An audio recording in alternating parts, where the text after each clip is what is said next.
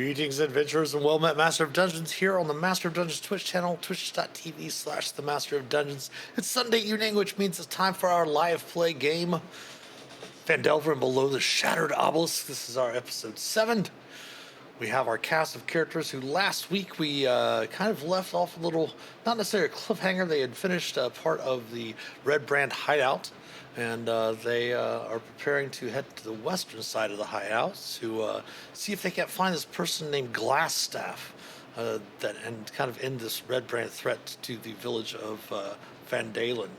Let's go ahead and introduce our cast of characters. Of course, I am running an NPC for them. The wonderful Otter could not play with us for the foreseeable future, so we did bring in a Twilight Cleric to replace Pollock.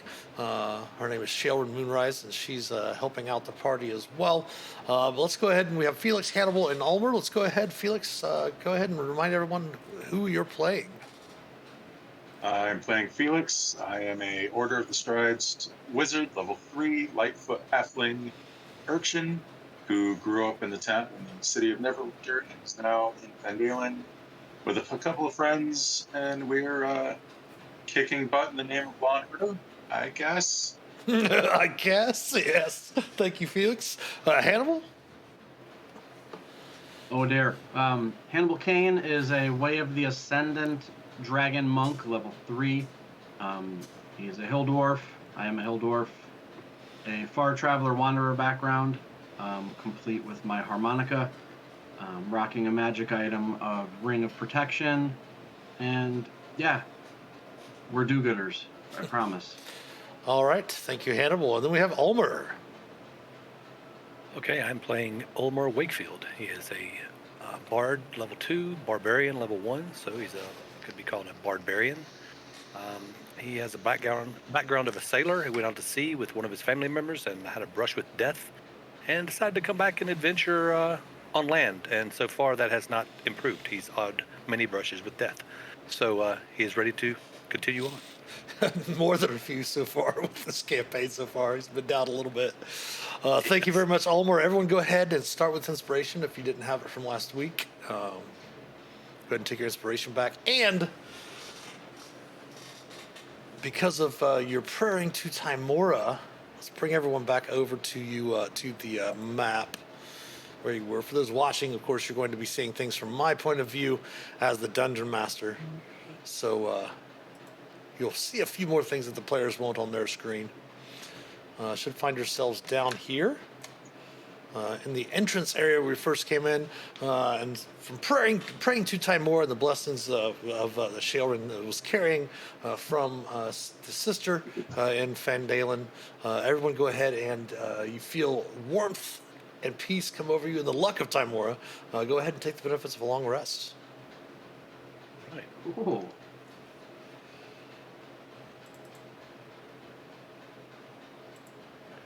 Very nice. Get those key points back.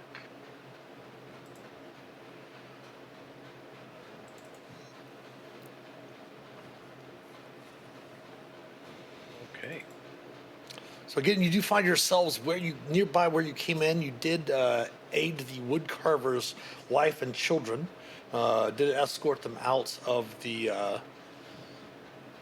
complex, and you do find yourselves very near where you entered into the Red Brand hideout, underneath the manor, the old abandoned manor to the east side of Vandalen.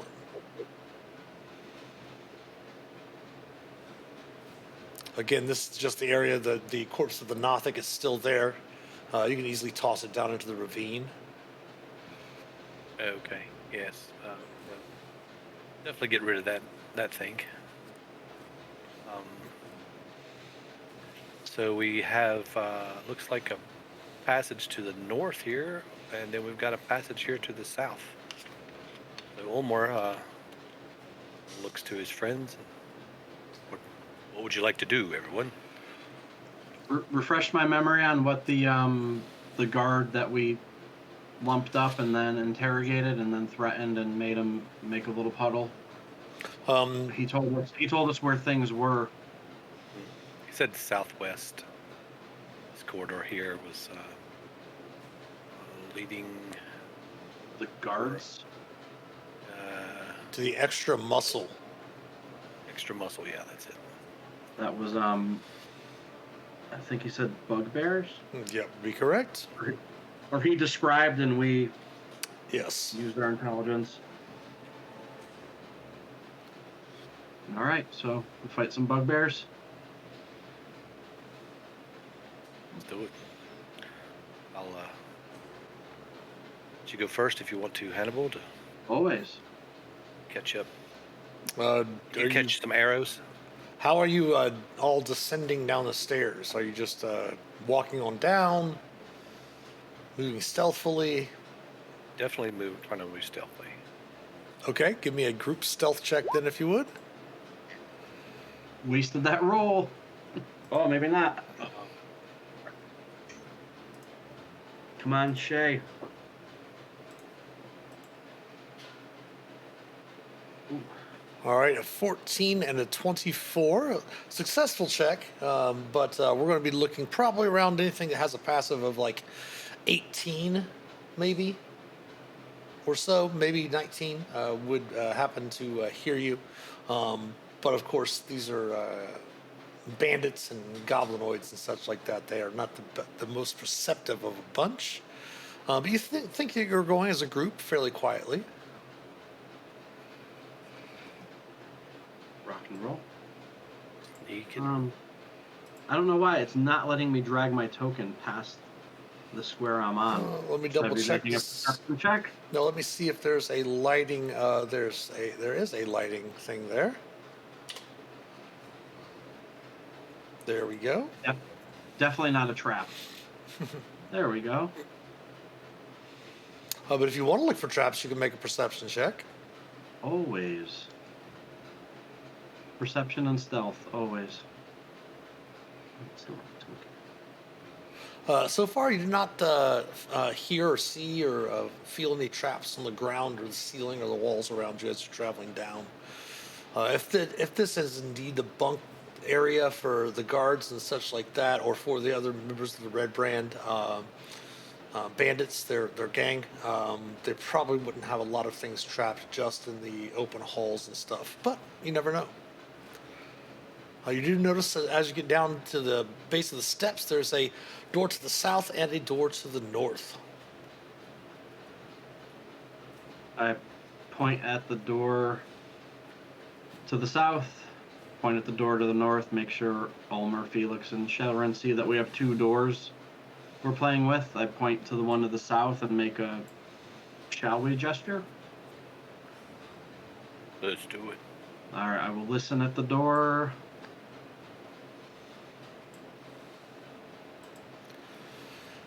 You do hear low voices on the other side.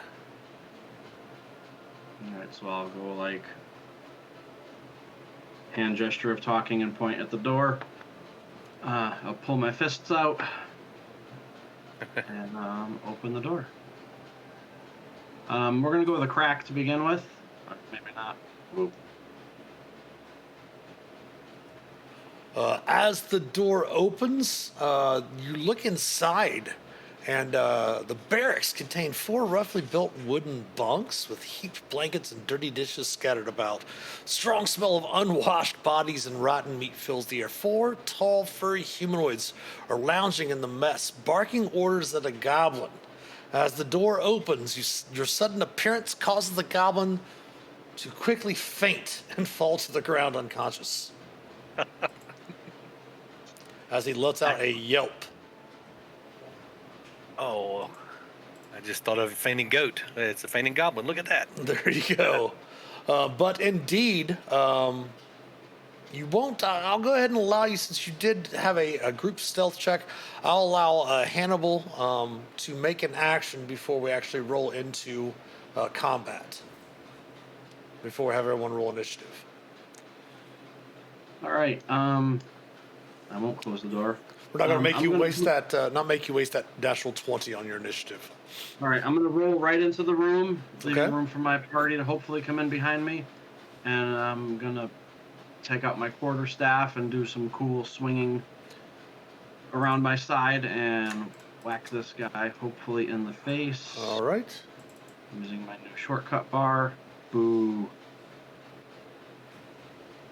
Alright, I will throw a single unarmed strike into him. Get everyone an idea what the bugbears look like with our wonderful Cute. art handouts. And a 9 is going to miss, but the 19 will strike true. Alright. On that bottom one. Okay, for full bludgeoning.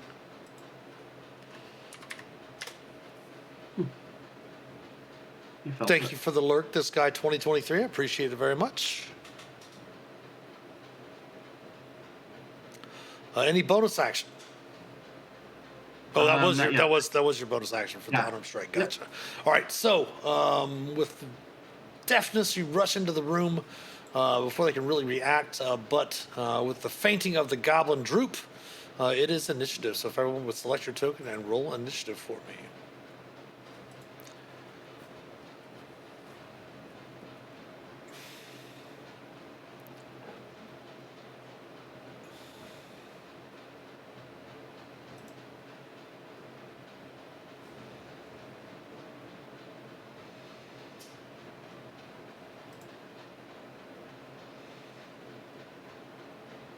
All right.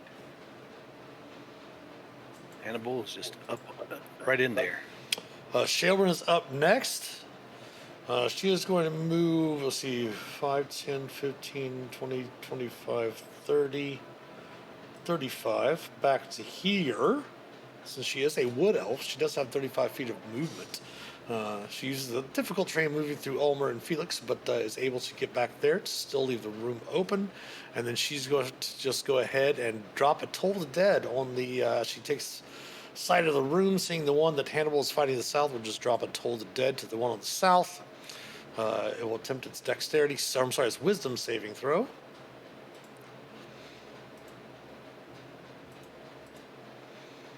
It's going to make it save. Oh my goodness, that was a massive amount of necrotic damage as well. But she is going to then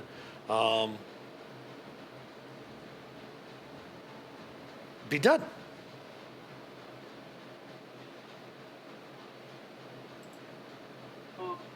Where did our turn order go? So I minimized it. I can't see where it went on my map. I don't see it on mine anymore either, though, if that helps. There I we thought go. I did it. Yeah, there we go. I was clicking down. my character sheet, and I was like, "Oh no!" Yeah. I closed it. It did get close. Hannibal, you're up. Oh, cool. I'm going to keep twirling my bow staff and take another swing on the one to my south.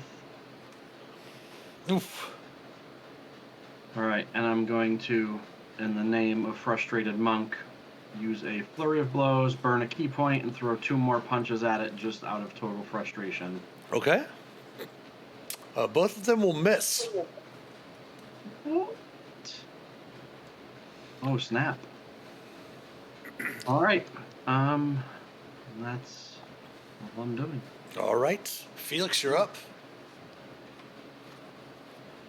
Okay, let's see. 5, 10, 15. I still can't see very well. The bugbear right here. There is indeed a bugbear right by the door, yes, on a bunk. You see a All right. passed out goblin, unconscious, in a heap against the wall. And you do see Hannibal fighting another bugbear down here to the south of you. See Okay. what your vision is there. Yep. Yeah.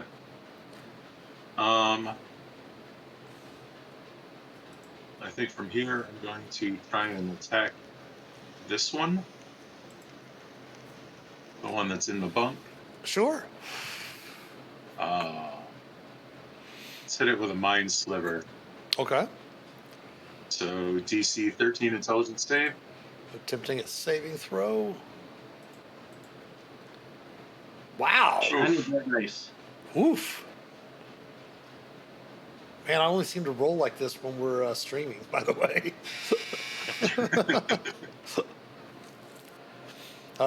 End of turn for Felix then, right? I think I'll back up behind Shailran to give Olmor a better path into the room. Okay. I don't give any attacks of opportunity, obviously, around the corners, and you can't physically melee attack around corners as well. Don't forget. So that'll bring us around to Ulmer. Okay.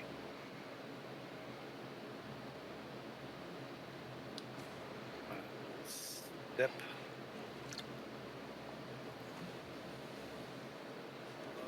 I guess I'll step here to leave room for them to come in. Oh, there's two bugbears. Right? Okay. As you step into the room, Oh, I see. Okay, I see them. yes, there are more. All right, I continue on to step right here,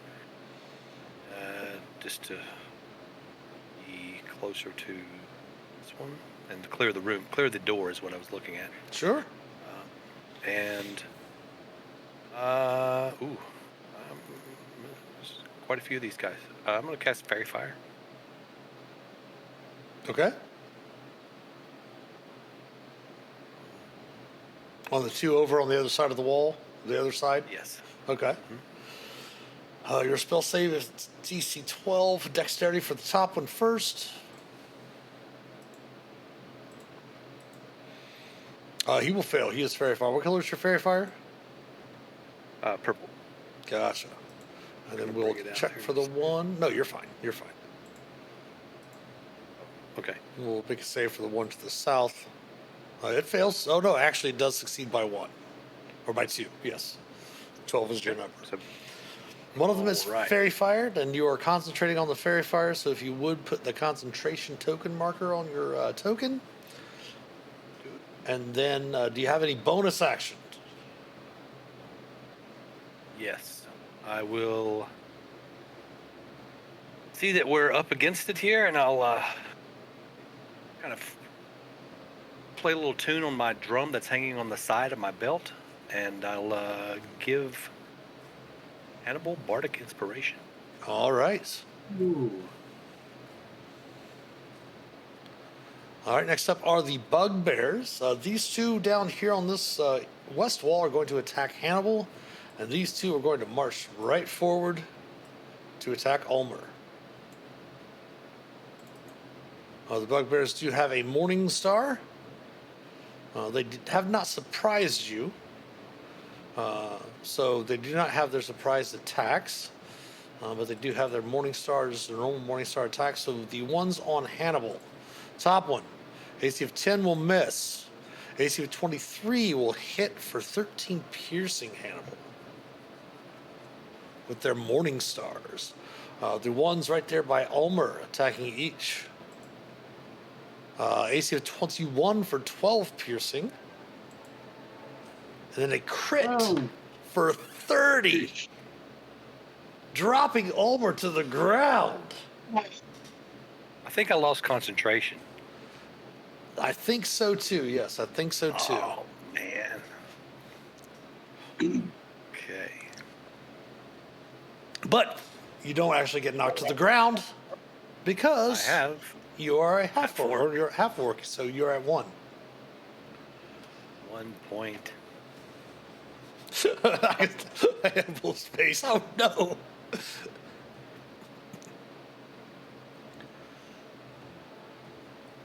All right, that is the Bugbear's turns. They kind of look strangely as Ulmer just takes that last hit right in the skull and just kind of shakes it off, remaining at 1 hit point. Top of the round, Shailrin is up. She is going to wander into the fray as well. Her action is going to be to go ahead, and she was not wanting to necessarily do this early, but she is going to, seeing that Ulmer is down fairly quickly in that situation, she is going to go ahead and let's pull up her aura. It is 30-foot circle of her Twilight Sanctuary. And then she is going to use a second level spell to cast Healing Word. on Ulmer for 10 points of healing. And having her shield and her Warhammer at the ready. That would bring us around to Hannibal. Does she roll for the Oh, bonus yes. hit points, Yep, or is yep. that a different spell? Nope, that's exactly what it is. Give me a second to do that for you. So at the Indeed. end of your turn, we just do that for those watching. We just do that at the end of every round, or at the end of every round, not everybody's turn. That way, we just have to do it once. So her Twilight Sanctuary is a D6 plus 3. Let me adjust that real quick. She is 3rd level now with the rest of you. 6 temporary hit points at the end of your turn. All right, that brings us around to Hannibal. All right. Realizing that I have a blindfold on from an earlier exercise, I'm going to take the blindfold off. Use my inspiration to swing true at this guy down south, All right. and I'm going to add. Oh, 21 will hit. It's my Yep. inspiration. Yep. All right, 10 bludgeoning, Nice. and I'm going to continue. I'll spend a key point and do 2 punches at them. First one will hit, definitely. For 4 more. Nice. That's your bardic inspiration. I was going to ask, what's the bardic inspiration die at this point? Die 6. D6. All right, that second one will hit as well then. Yes. For 5 more. Nice. Thanks. Oh. Okay. I look over at Ulmer and say, sorry, bud. I thought we had this. All right, that brings What? us to Felix. All right, Felix is going to come down. He's going to use his shield as a shield a little bit to get over here. Hopefully blocking You from can't, being attacked by the bugbear. as you step in there, you notice that there's a bugbear right where you moved to, so you can kind of move into shell space and then step back behind her again. Oh, okay. Yeah, let me go ahead and show you what the room is over here. See that? There's a bugbear right there. There's a bugbear right here. Right. Yeah. Okay. Yeah, I couldn't see that one. All right.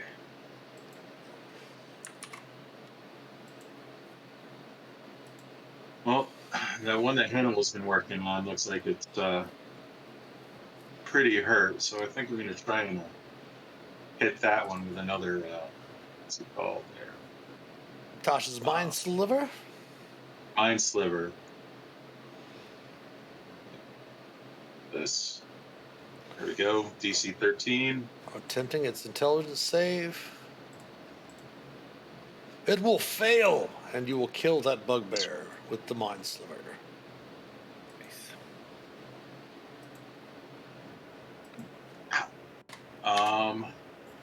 And I think that's all I can do right now.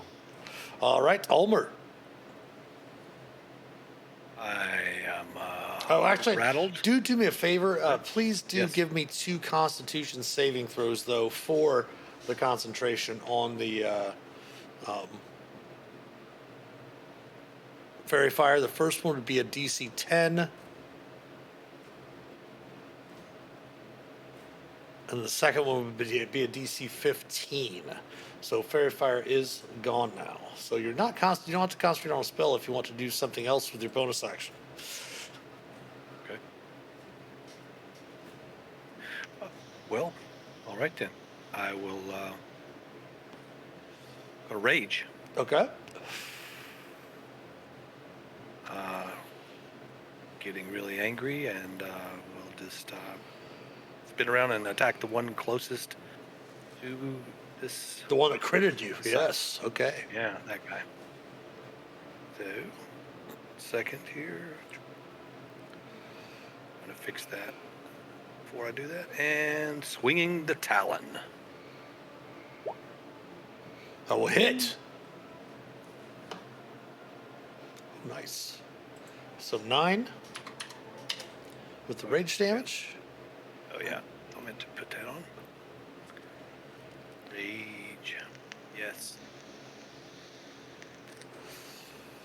Excellent. Everyone's taking their temporary hit points. That's awesome. All right. End of turn for Ulmer. The bugbears are back up. One of them is going to attack. The one in the north west corner is going to attack Hannibal first.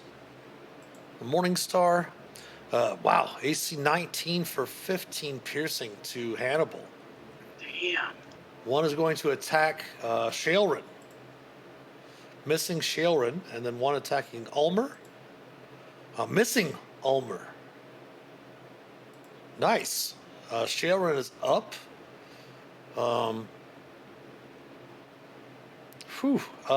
She is going to use her action to cast a Toll the Dead on this bugbear here for 9 necrotic. If it fails its saving throw, let's attempt its wisdom saving throw. It will fail, taking 9 necrotic. That's more like it. And then she will use a first level spell this time to cast Healing Word on Ulmer again. Ooh.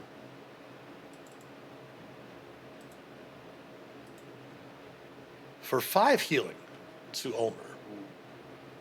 Thanks, Shaelrin. Hannibal is up. Okay, the way we're playing, I do have. Oh wait, let me roll her. Yep. Hit points. Yeah, the Twilight Sanctuary for everyone again, just in case she gets a little bit more. Nope, still 6. If you took any damage from your 6 temporary, you get 6 back. So don't forget, Hannibal, that you did have those 6 temporary, right, at the end of your last turn. So that would have taken off some of the damage that you took. Don't forget. I did forget. Plus math is hard. So you're actually be at 14 instead of 8. And then at the end of your turn, you don't have to worry about taking your temporary hit points off. You'll gain 6 more at the end of your turn. So what kind of action is popping a potion? Oh, that is an action. Okay. Very confusing. I know we do play. Most of us are playing Baldur's Gate 3, so it's a bonus action in Baldur's Gate 3. Bling, bling, bling, bling. Throw it over there. Catch it. Yep. All right, I guess I'm quarterstaffing this one to my north. Okay. That will indeed hit. Connecting solidly. Ooh, nice. And I'm just going to use my bonus action for a single. Okay. Oh, critting. Ooh. Ooh. Jacking him Things are looking up. up. I shouldn't say that out loud. Now we're dead. All right, that's it. Good round, Felix. Felix, finish him off. All right. Well, let's go with the Mind Sliver. Might as well. Probably not enough damage to do anything to him, but Attempting his intelligence save. Hey, every point counts. It does take the 2 points of psychic damage.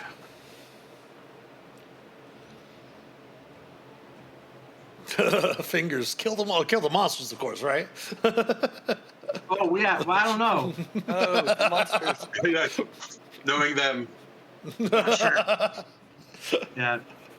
I think they could go either way with that statement. Okay, and Felix standing up there with his companions, kind of using his cleric as a shield, which he is happy to do. Ulmer is up and raging.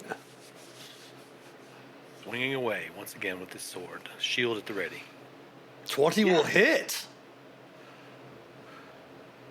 For 7 points. Attacking this one here to the west, okay, or to the east, okay. Yes. He is barely up, but he is still staggering, standing there with his Morning Star at the ready. Damn. Don't have anything else that's readily available. Nope. Okay. In turn. All right, the bugbears are up. Again, one attacking Hannibal. Whew. So you will take -6 from that is 13 points. Ah, yes. So you have no temporary hit points, and you are at 1 hit point, Hannibal. Yeah. The one on Shailrin will miss with a 6, and then the one on Ulmer. Oh, Eesh. Ulmer is down yet again. Oh, maybe not. No. So it's halved. So it's only 11 points minus 6 from the temporary hit points. That puts you only taking 5 points of damage, Ulmer. So you're at 11 without any temporary hit points. Okay.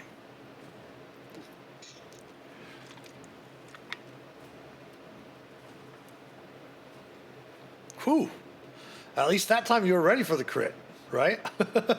Yeah, that time. All right, the top of round 4.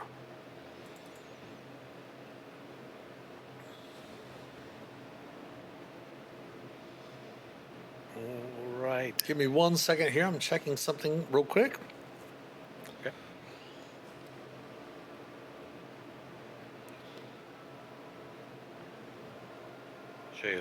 Shailrin. Come on, clerics. They're awesome. Even those NPC clerics. Fair enough. Excellent. Okay. Sharon's up. She is going to use another Toll the Dead cantrip on the one directly to the east of Ulmer. Try to finish that one off if she can. Oh. Attempting its wisdom saving throw. It will fail, and she will kill that one off as well. She is then also going to go ahead and use another bonus action to cast a healing word, level 1, at Hannibal this time for 5 healing. Yay.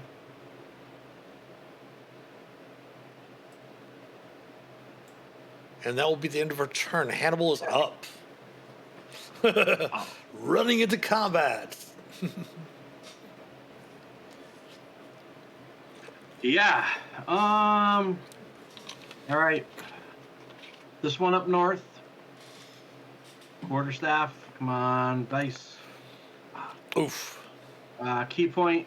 Flurry blows. 2 punches at the fool to my north. Hit and hit. So 6 points. And then the second attack, 11. All right, that will finish that one off to the north.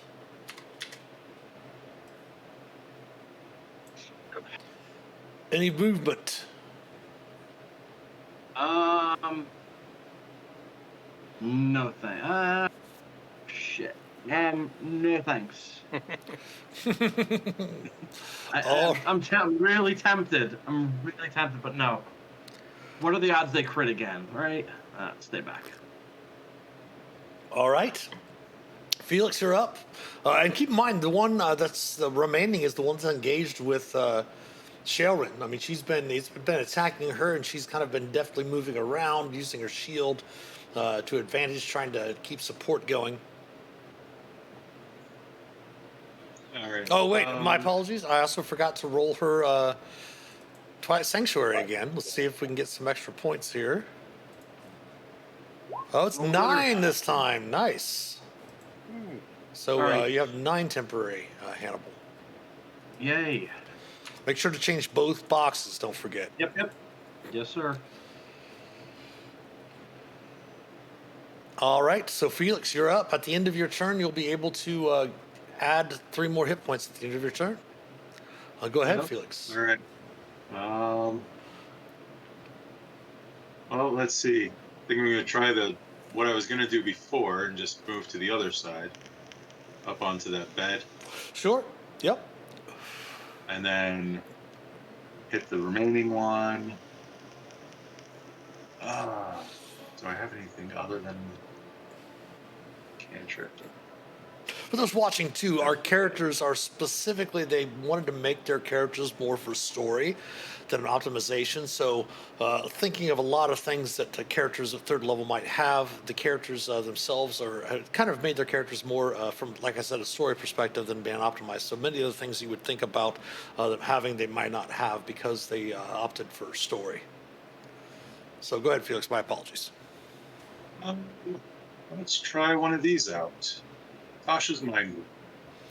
Awesome, Bird Secure. Thank you for 5 months. Thank you for the Prime sub. Awesome. Evening. Tasha's Mind Whip on him. All right. That is a spell save, another intelligence save. DC 13. Attempting a saving throw. It will fail by 1. Yes. 11 points We're of gonna do- psychic damage. Whew. Wow. On top of that, it must choose whether it gets a move, an action, or a bonus action, and cannot Take it cannot reactions. Yeah, reactions. that's awesome. Put the Tasha's Mind Whip on it to remind myself. All right. That would be it for Felix Ulmer. You're up. Just gonna stand here and bounce on the bed. Okay. Okay, he's going to move a little bit, come over here, and attack. No With worries, the no worries. Burn longsword. Secure. Thank you for joining us. Appreciate it. Much appreciated. And I guess since this is his beginning of his turn on this guy, he's going to go attack reckless. Okay. Wing it away. Oof. It's not a natural That one, but 13's still going to miss it, though, however. Yeah, okay. And with that, I'll just keep spinning around and get my bearings and post up in turn. Okay. The bugbear's up. It really hasn't taken any damage from Ulmer, so it's still going to go ahead and just continue to attack Shailrin. It might connect. Oh, at that time it does connect, actually, but it just takes off some of her temporary hit points. Takes her down to 4 temporary hit points. And the bugbear is over. Shailrin is up. She's going to kind of look at it aghast a bit. Seeing that her companions are still up, she's just going to turn around and wail at it with her warhammer. And she will miss. Brings us around to Hannibal. All right. I've got 15 hit points. I'm fine. I'm going to move over. I'm going to show up my quarterstaff. Yeah, you will. For 8 bludgeoning. Nice. And, have I done 2 flurry of blows or 3? I'm just going to do 1 unarmed strike. Okay. That will strike true as well. Nice. Leave it with a hit point. Striking solidly, but it is still standing. That was move, action, bonus action. Felix, you are up. Let's see if we can finish it off with a Mind Sliver, which is that. Ooh. Attempting its intelligence saving throw. Ah! Damn it! Oh! Uh-oh. All right, that leaves it for Ulmer. He's just going to swing away once again. Oh, Were you reckless that time? no, because Okay. that was, yeah, reckless would have been the last turn. Gotcha. Turn, I guess. Okay. All right, the bugbear's up. It's going to swing again at Shailrin. Missing again. Man. Back to her. She is going to go ahead and just cast a Toll the Dead on the creature for 12 if it fails its wisdom save. It will fail its wisdom save, and the final bugbear drops to the floor. As the bugbear hits the floor, with your passive perception, Hannibal, and Shailrin, of course, as well, you hear a fairly loud yell from the hallway to the north. But that door still remains closed. Reach around Shailrin and close this door. Yep. Well, she'll Which we definitely should have done as soon as she will Felix came in. she'll definitely do the same. Like kind of beat you to it real quick. Nice. Ooh, nice bed. Oh, that was 5 rounds. So let me go ahead and do 5 more rolls. Because at the end of her turn, we'll have a chance to get you more hit points there. So 1, 2, 3.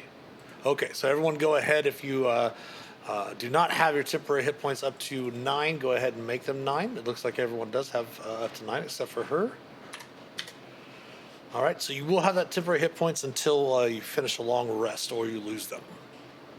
We'll take down her aura.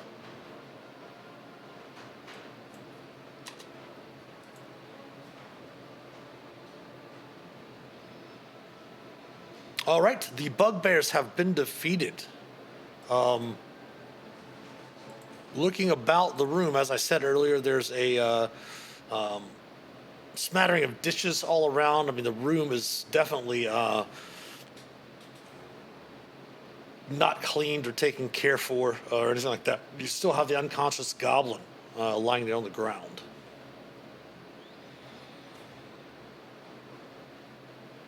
So Ulmer will go over there and grab the goblin and take one of the I don't know if there's a rag laying nearby, or take one of the pillowcases or something Sock. small, a cloth, a sock, yeah, something, and grabs the goblin's face and shoves the sock in his mouth.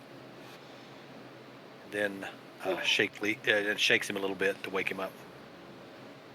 I mean, shake him a little bit. He holds him up and he shakes him, you know. As you kind of stuff it in his mouth, and you pick him up and shake him a little bit. And he does start to rouse a little bit, and he sees you again, and he's like, "Woo!" Makes a muffled scream in the sock that you have, or the pillowcase you have in his mouth. We'll say a sock or something, not even a sock. We'll say a rag, because the Rag, bugbears aren't wearing socks. They're probably not using pillows as well. But he definitely lets out a muffled scream from behind that, and kind of like starts kind of gagging on the sock, and you see his eyes roll back in his head, and he passes out again. Passes out again. Okay. Oh. Well then. Time to the beds. Tie him up on the bed, yeah. Tie him up to tie him up to this corner bed over here. One in the corner. Just tie him up and take out my water skin and start slowly kind of dripping water on his face from behind, so he can't really see me. Okay. Do you want to do anything with the bugbear's bodies? Oh yeah.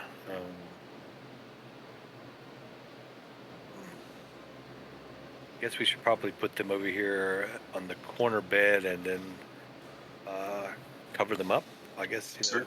Search. Yeah. Well, they each have a morning star. Their armor's not really serviceable anymore, especially since they really didn't take care of it or anything of that nature. But you do note that one of them does carry a belt pouch. Inside that belt pouch, there's 13 silver and some semi-precious stones that you think that are probably worth about 50 gold. And he also carries an iron key. Oh right. Yeah, I was just thinking of put them on the bed or move them out of the way. Covering it up is inconsequential, but Sure. at least get them out of the way of the view of the room, and if someone was look in immediately. But yeah, the iron key in particular, that's awesome. You want to do anything particular with the iron key? Well, we could try to lock the door. As you insert it into the lock, it does indeed lock the door. All right. Sweet, long rest. Well, there's that. Definitely time for a short rest, but a long rest definitely would probably rouse some suspicion of everything that's going on. Okay, short rest it is then.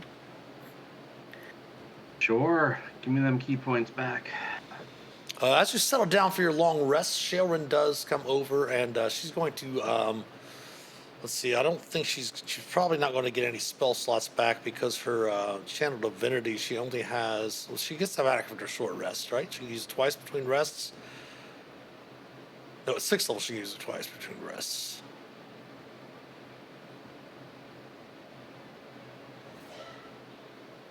Yes.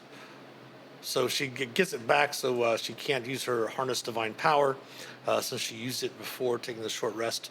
But she's going to kind of sit with the goblin, and about midway through your short rest, go ahead and spend your hit dice if anyone wants to spend hit dice and do all your effects for your short rest, and then we'll talk with the goblin as Shailrin's going to kind of rouse them while you're taking the rest.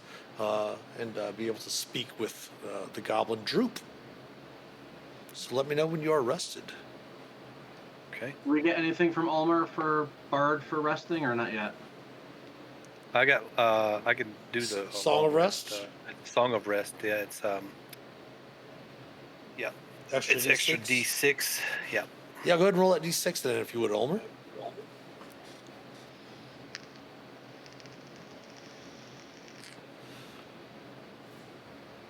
So you get an extra 3 from Ulmer's Song of Rest. I think. And I did my hit dice there, Mitch. I think it did them all. It does look like you did them all. I didn't. I wasn't trying to. I don't know. I was trying to look and see which one I could roll, and for some reason it. Well, so the first one, Available. the first one would have given you, because what's your Constitution modifier? A +3? Yes. So the first one would have given you a 10 points back, plus your D6, so that would have been 13, so that would put you at 24. And then your second one would have given you 8, 9, 10, 11 back, which would have put you up to full. So you can go ahead and add the D12 on your character sheet. You can give yourself back your D12 because just 2 hit dice would have healed you to full. Okay. All right. Yeah, I didn't want to burn them all. That's like that's I wanted to save that one. Okay. Cool. And Felix, you can, I think, get back your Mind Whip with your Arcane Recovery. Yes, I can. Half my level rounded up in spell levels. Perfect.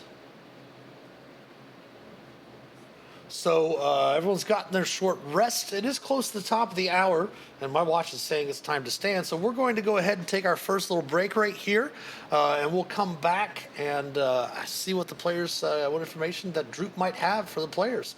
So we'll just go ahead and have everyone come back at the top of the hour, and we'll talk to everyone then. Please stick around. We'll be right back.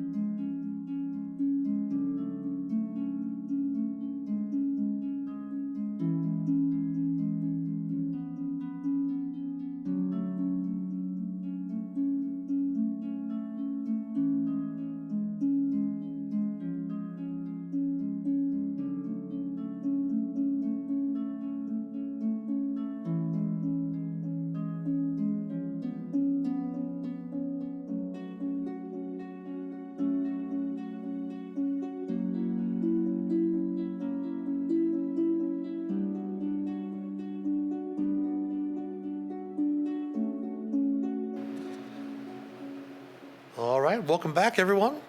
Thanks for sticking around, checking us out here.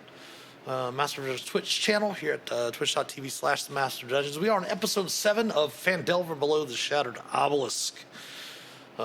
See some familiar faces in chat. It's been awesome to see some people coming back to check us out. We are trying to get on a regular schedule. We did note that when I have my virtual D&D weekends, which is partnered with Wizards of the Coast and Baldwin Games, it's a monthly, basically 3-day online D&D convention. Lots of Adventurers League play, the organized play system for Dungeons and Dragons. There's also some non-AL play, some premier events, as well as some playtest events and learn to play. So if you know anyone that wants to learn to play D&D, that virtual D&D weekend is this coming weekend coming up. Let me go through here and grab, I believe that's you should be able to Google the Yawning Portal.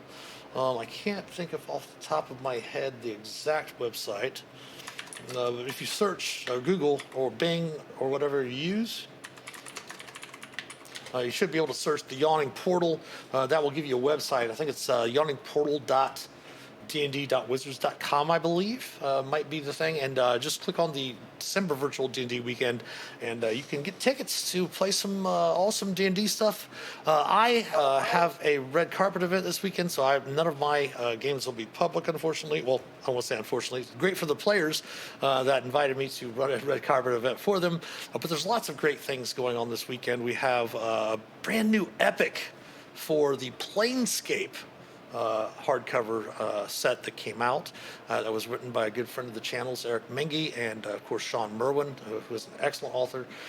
That is an epic for 3rd and 4th level characters. What an epic is, you'll sit at multiple players, multiple tables. Will play the same adventure, and there's interactions between the tables and things like that. We have a few other tier 1, tier 2, tier 3, and tier 4 events. One of the last adventures, the penultimate adventure, I should say, for My Dreams of the Red Wizards storyline, which myself, and Cassandra McDonald are the story leads for. A Tier 4 adventure premieres this weekend called The Summit at Tantris, from great Jason Coe, who wrote Ooze There, and Ooze Next, as well as Fenaria's Gambit, some stuff from the previous player and organizers Red War event that happened back a few years ago. He wrote the brand new Tier 4 module that's premiering this weekend. So yeah, go check out. There's a lot of great tickets that are still available. We also have some Christmas events that there's going to be some Christmas adventures ran. Don't worry, it's not going to be like on Big Bang Theory where Sheldon gets mad and shoots cannons at Santa at the end. But there should be some good stuff going on there. So how's it going? How's everyone's weekend been so far? Well, mine's been pretty good so far. Yeah, it's been a lot of rain, so time to get caught up on things inside, indoors, and getting ready for holidays. Nice. Not bad. Oh yeah, and one of the reasons I was talking about the virtual D&D weekend is that we had been running a live stream of my Sunday night games there. I've actually since not going to be running Sunday evening games at the virtual D&D weekend, so we can still run our fun stream of Fandelver and Below, the Shattered Obelisk. We are going to be playing episode 8 next week, but we will be taking the next 2 weeks after that off. I'm sure everyone can understand. That would be Christmas Eve and New Year's Eve. So unfortunately, those do fall on Sundays this year, so we will not be streaming. So we'll have 2 weeks off for the games, but we will be back on, I think it's January 7th. Is that the next Sunday, yes. I believe? Yes, January 7th would be the episode 9 coming back. So we will be here next week, of course, for our normal stream at 7 p.m. and all of that. So excellent. Well, welcome back. All right, so you've taken your short rest. You found yourselves in the Red Brand's hideout, having just defeated the muscle that was brought in by this glass staff person. And you see being roused and kind of calmed and patted down, just patting him on the shoulder and the arm and such like that, kind of trying to put them at ease, is a goblin with Shailrin there, is a goblin. And with a little bit of coaxing, Shailrin's able to, creature, what is your name? He's like, Ice Droop. he says in broken common.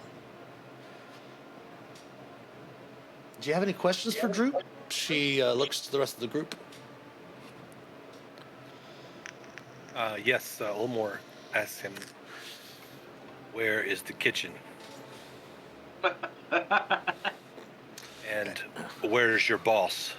Is your boss that Glassstaff? Me no work for Glassstaff. No, no. Me Scrap Top. Oh. You work for Scrap Top? That is my clan. Everyone give me a history Scrap. check. Everyone give me a history check if you would.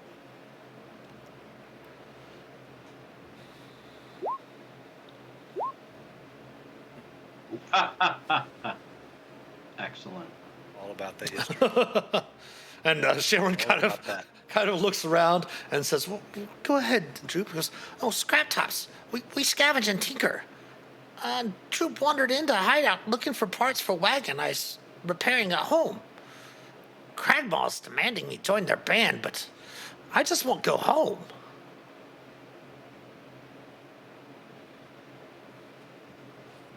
He wants to go home. Me no Do kitchen. you know anything about this place? Me been through a little bit. Know some of general layout. So, what's in the door just to the north of us, outside this door? Meeting room. Meeting. Yes, red bands meet there or they gamble. Okay. Have you ever been upstairs? In Manor, no. Okay. Just ruins. But the bugbears mentioned working for someone else from a place called Cragmaw Castle. Why does that name keep popping up? Me not remember its location, but me know it's to the north. Ragmall. Okay. Well, How many more bugbears minus these 4? He kind of looks around and says, "That was it."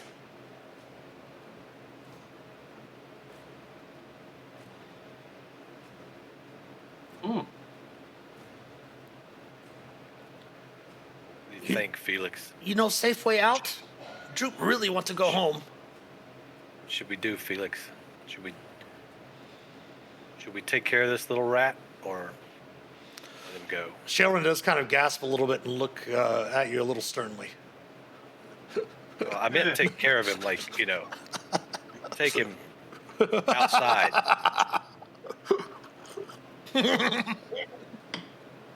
I asked her if Olmore he's kind heard of of tugs his collar and swallows a little bit. She gives yeah. she gives you a friendly wink and kind of you see her crack a little bit of a smile. Because you can obviously see she's still calming him down and he's still jittery and anxious sitting there. Obviously he is completely frightened and is of no threat whatsoever to any of you. Olmore, he can't think of any more questions except, if he doesn't know anything about going upstairs, he just thinks he needs to go upstairs and find out who the wizard is or Glassstaff is or the bandit red brand, whatever it is. He doesn't know. If you ask, he will mention that. Let me see. He does mention that there is a secret door that he knows about up in the northern supply room, where lots of the supply crates are kept. Well, in Olmore's ramblings of not knowing what to do and asking that he tells him a secret door. What secret door? Secret door to where? Not sure exactly. Stairway. Well, thanks for that. Okay. Yeah, he should live. Yeah, I don't see why not. Do you know about Trap and big hallway near Mausoleum? Yeah. Yeah, we found. Yeah, we know about the trap. Anything? Any more traps? Not that me think of. I'm just looking around the map here. Give me a moment because I think that was the only really trap that's there. But he does know about the traps and secret doors. So he does mention the secret door that is up here in this room here. Up to the north. Okay. Yep. That's one we already found, right? Yeah. No, No, you did not find the secret door there. Oh. we found one. All right. I asked him if they talk about us. He kind of looks at you strange and says, I don't know who you are. All right. You don't know who we are? Well, you should know that we're the heroes of Fandalen. That's what they've been calling us. And I can tell you a song. And then he pulls out his lute and he starts to As you do that, you hear another, like a loud bang from the northern door and a shout. and he stows the lute. You help Troop escape? You show me a way out? Yes, as long as you promise to do no more mischief here in the town, either in Fandale or with anybody who lives in the town. Me no go town. Got it? Me just tinker, scavenger. Me no hurt no one. All right. All right. So should we try to sneak him out to the front door? Well, you should know the way. We can show. As long as you come out, you can go down to the south entrance. He will smile when you say that, and his eyes go wide, and he goes to take off and stops at the locked door. Okay. Yeah. Should we let him out? Okay. Yeah. All right. I open the door for him. Right out the door and not straight. Yeah. Turn right. Felix, make sure he goes the correct way. Yeah.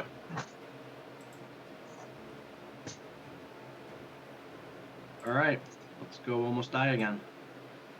All right, so you go ahead and let him out. You unlock the door, and he will indeed leave. If you've used your inspiration, go ahead and take your inspiration back. There's nothing else in this room's a dump, right? It's not worth searching. Correct. You searched the bodies. The only thing that you found that was of value was the Morning Stars that the Bugbears carried, plus their leader, who Droop told you his name was Nosk, carried a belt pouch containing 13 silver and the stones worth 50 gold. 50 gold and a key. Yep. And a key, yes. And Droop will mention to you that key will unlock and lock all the doors in the hideout. Oh, cool. Okay.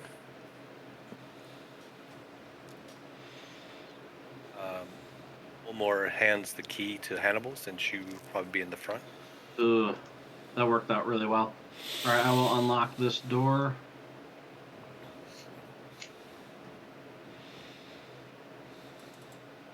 Sharon will let you all know. I'll let you know mechanically. What spells she still has access to. She's got 2 first level spells remaining and 1 second level spell remaining. Okay. So before I open the door, I asked the party, I'm like, all right, running in and throwing punches didn't really work, although there were some fortunate rolls in their favor.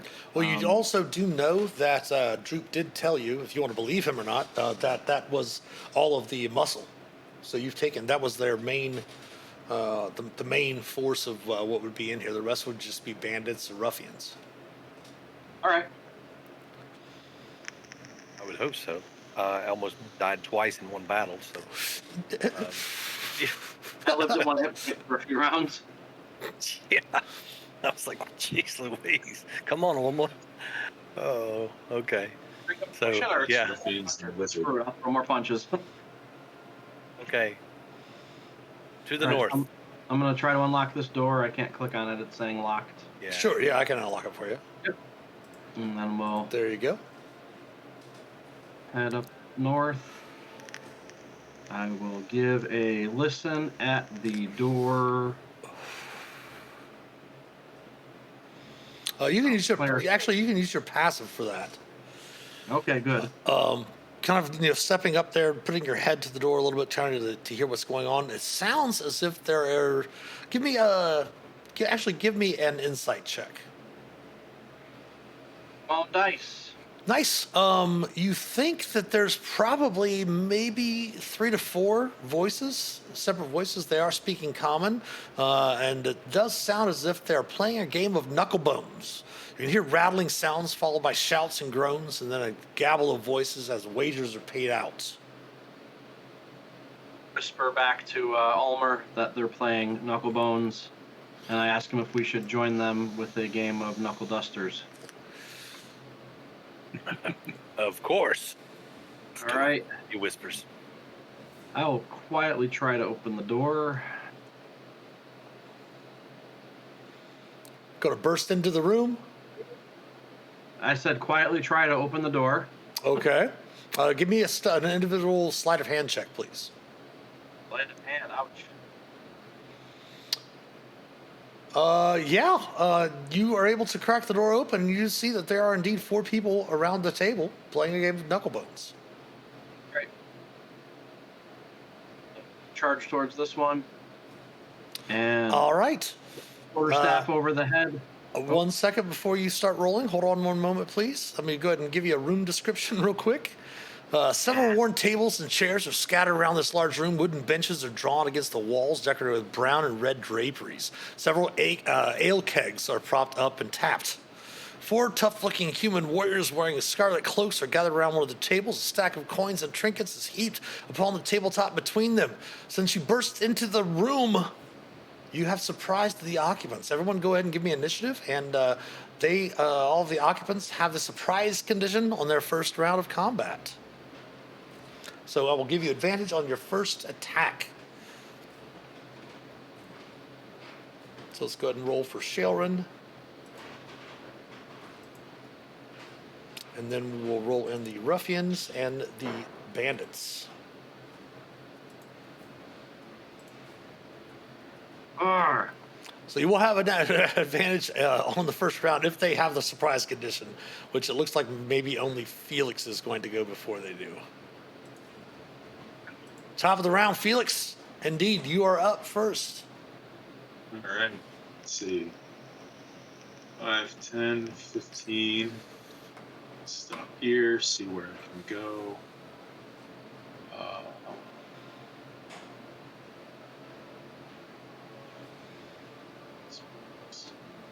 That was an accident.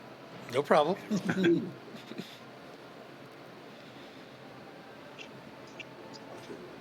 Just trying to look at it. Wasn't actually rolling. That's what I'm probably going to do. But if I get a chance. This.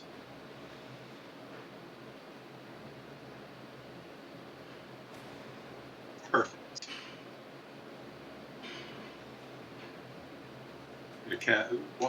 Run to here, cast Tasha's Cosmic Brew.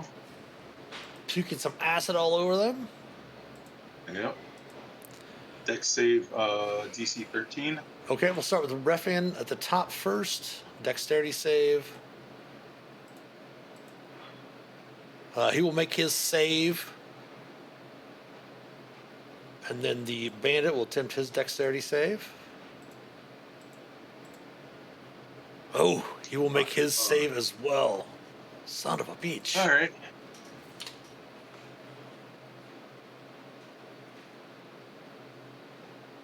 Um,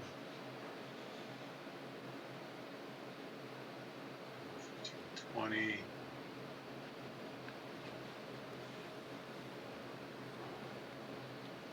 I'm going to move over here behind Hannibal. Hannibal, and complete my movement. And All right.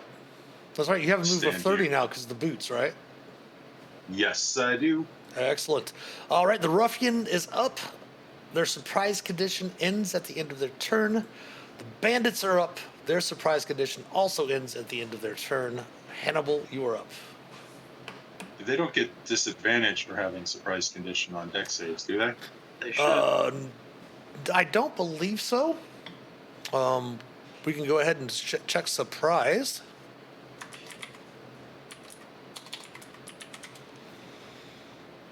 They aren't incapacitated, they're just surprised. But we can go ahead and check out the surprise for all the viewers watching as well, for those that might not be as familiar.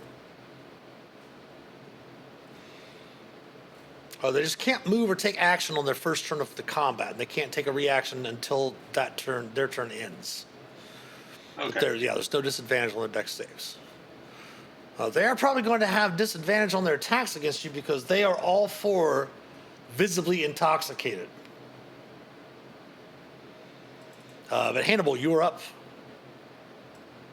All right. I don't.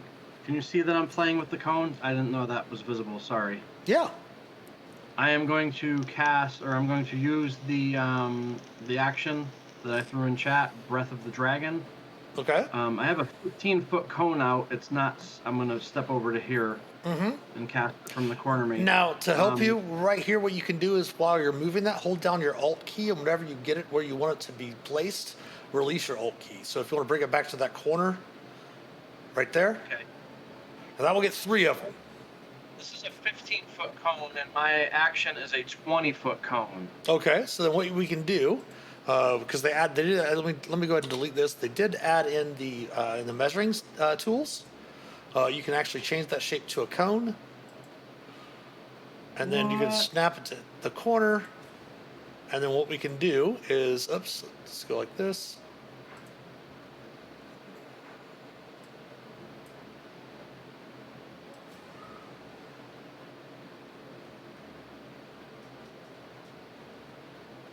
And there's your 20-foot cone. Okay. Damn, so now I'm only getting 2. If you want to repurpose or not move yourself too much, you could like do it this way and get 3 of them. All right, so that's where before I moved, that's where I was living. So let's try that. They've got to make a. Can never find my key save. It should be on your. You have it set up already on your character's name at the bottom there. You have. Oh, that's right. Yeah, DC 13. And that shouldn't have changed from level 1 to 3, or 2 to 3. Okay. So then, yeah. So those 3 would give me a dex save. Okay. Or take poison. I'm gonna choose poison for the. Choose poison damage this time. Yeah. Go ahead and roll your damage for me if you would too, please. It's 2 martial die, and that's still 3. D4. Oh yeah, 2. I'm sorry, 2 for now. Yes. Oh, that's a good solid roll Nice. for a change. Nice. All right, so let's go ahead and make the one for the one right in front of you first. He will fail, taking 7 points of poison. Let's go for the bandit behind him next. He will succeed Bastard. half as much, so that would be down to 3 points. And the one in the corner.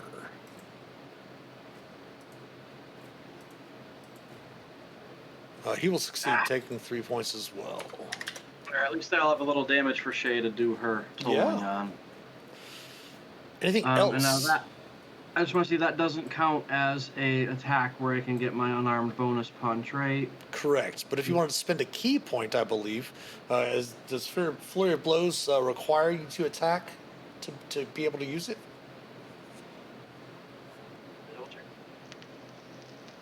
Key fuel attack. Flurry of Blows. And immediately after you take the attack action on your turn, you can spend a key point. There we go. So you would have had to take the attack action to get Flurry of Blows, yeah. So, is that my attack action though, or no? That's a spell action. Got you. Cast a spell, It says when you take the attack action on your turn, you can replace one of the attacks with an exhalation of draconic energy. Okay, so if that's what, so that was your breath then instead. So that could be your attack action if you want to spend a key point to. I know what, might as well. Let's Sure. move this along. Hopefully. Looks like maybe one hit. Yes, one hit. 6 bludgeoning, nice. Knocked out a key point, and yeah. Good round. Yes, thank you. Ulmer, you're up. Okay. Yeah. I'm just going to go ahead and chuck a javelin at that one in the corner. This one back here. Okay. Let me see. I'm gonna just give me 1 second. I'm gonna check your vision. Yeah, you got completely unimpeded. That is going to hit. And oh, I wasn't raging. No So problem. just, 9 piercing. 9. And then after that, I will come in and square up against this one. All right. Turn. End of the round. Shailburn's going to step forward right beside Felix. She will go ahead and drop a Toll the Dead on this one. Oh. The non one is better than. Right. I will fail, but that will kill that ruffian off.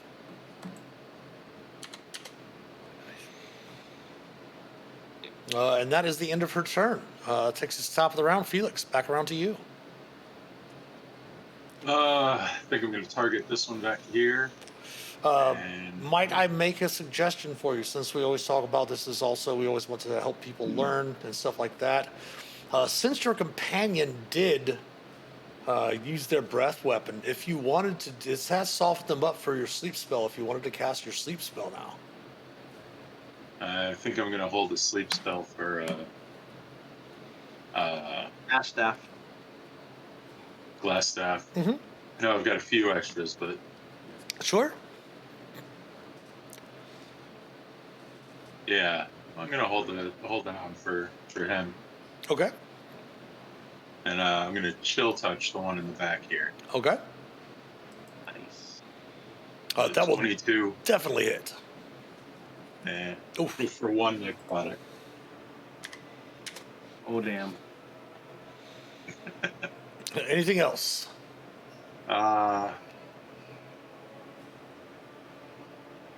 think I'm going to pop up on one of these onto these barrels here to get a little better vantage point. Excellent. All right. The ruffians. 6 feet of jump speed. Yeah. The red brand is up. The ruffian in the back corner. We're going to roll a dice here. A 1 or 2. Oh, he's going to be affected by his drunkenness. So he is going to attempt to climb up onto the table here,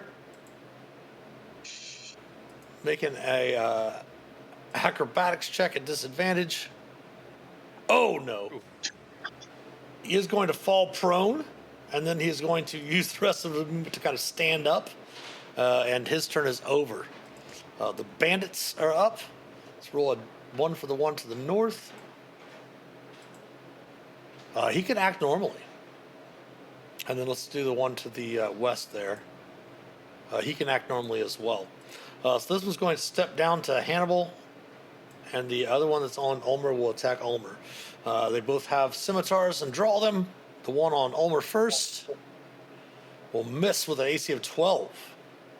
Right? Yep. You crit on me. And the one on Hannibal will miss Yes. by 1. Excellent. Hannibal, you're up. Over here, that breathing fire game was fun. So I'm gonna use the other version of it, Breath of the Dragon. For flavor, I grabbed some glass of whatever they've been drinking, down it, and I'm going to do the line instead of the cone. I'm gonna do a 30-foot line. I'm gonna drag the spell template out. 30 foot by 5 line. Rotate it, not me. Put it Yeah, like you can get such, both those. You can get those two of them, no problem. Yes. Put it like such off of me. The damage, should they fail their save, will be that weak. What type of damage you say again? I'm going to do acid this time. Okay. Attempting the dex save for the bandit right in front of you. Fail. Oh, so he will take one acid damage, and the one behind him. Attempting another dex save.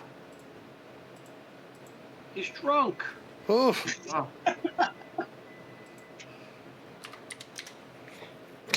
rolls.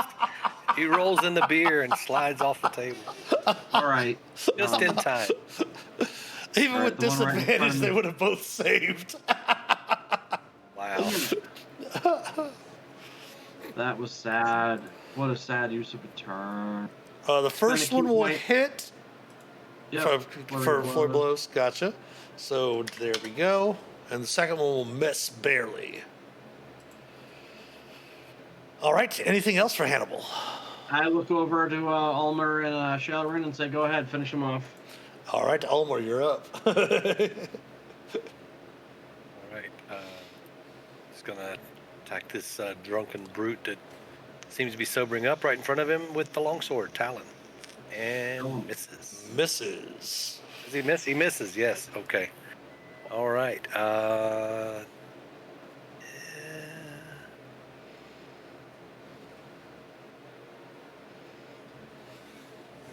No, that's it.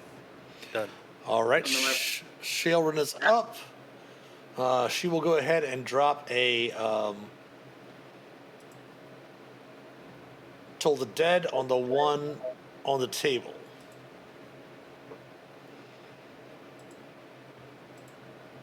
Attempt against Wiz save.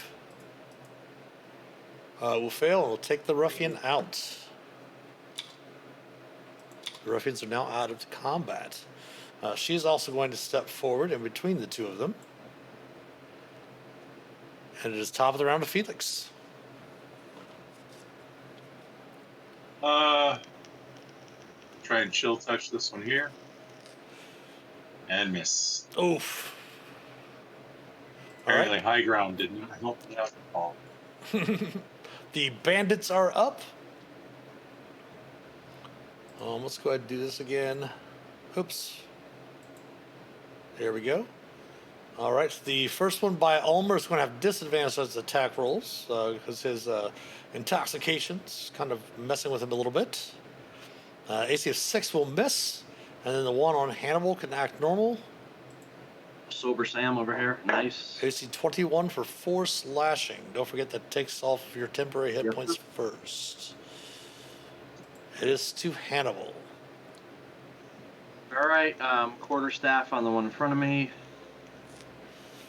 Right. And a single unarmed strike in frustration. Ah. Will barely miss. Their number's 12. Grr. All right, That's all I to got. Ulmer. Okay. So when they were attacking, who got hit? Hannibal got hit. Okay. Gotcha. All right. Okay. Good enough. All right. So a question about the Bardic Inspiration. Uh-huh. It doesn't say in the description. I don't think. I'm looking. If it's used as a bonus action. Oh, there it is. Never mind. I skipped right over it. Okay. Awesome. All right. Bonus action. Shout out to Hannibal, Okay. and I will take a swing at this guy. Double hit. 13. Nice. 9 slashing. All right. Sorely wounding him. Sorely wounding him. In turn. Posting up. And I All say, right. go get him, Hannibal. That is Shailran that's up next. She's going to again cast Toll the Dead on the one you just hit. Attempting its wisdom saving throw.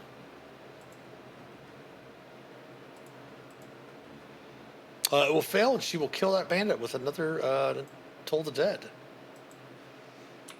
Oops. Okay, so real quick, I was gonna say with that inspiration for Hannibal, there's something that I had kind of forgotten about. That I should be inspiring Felix a bit too, because check this out.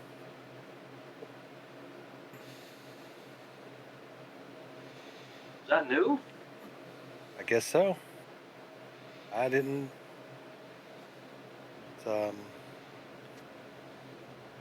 That's probably from Tasha's. Okay, yeah. So there you go. Okay, just want to throw that out there. No problem. All right, that was Shailran's turn. She's going to quickly move over here to behind this bandit. And it's the top of the round. Felix, you're up. Well, I haven't been able to chill touch them, so let's try a mind sliver. All right. Attempting DC its 13. intelligence save. Oh! And your mind sliver successfully defeats the final bandit. As the room goes silent, as the creature, the final of the bandits falls.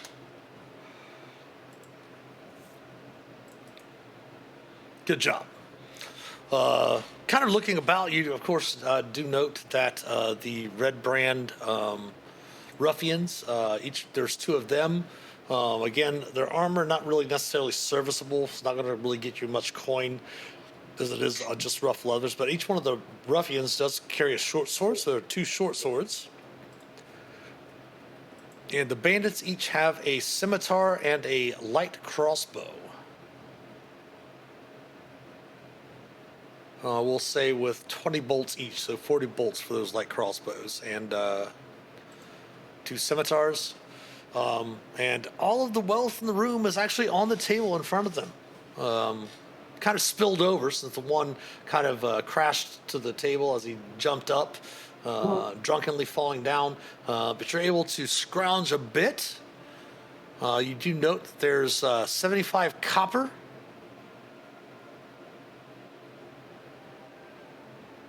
55 silver, 26 gold, and a gold earring set with a tiny ruby worth 30 gold.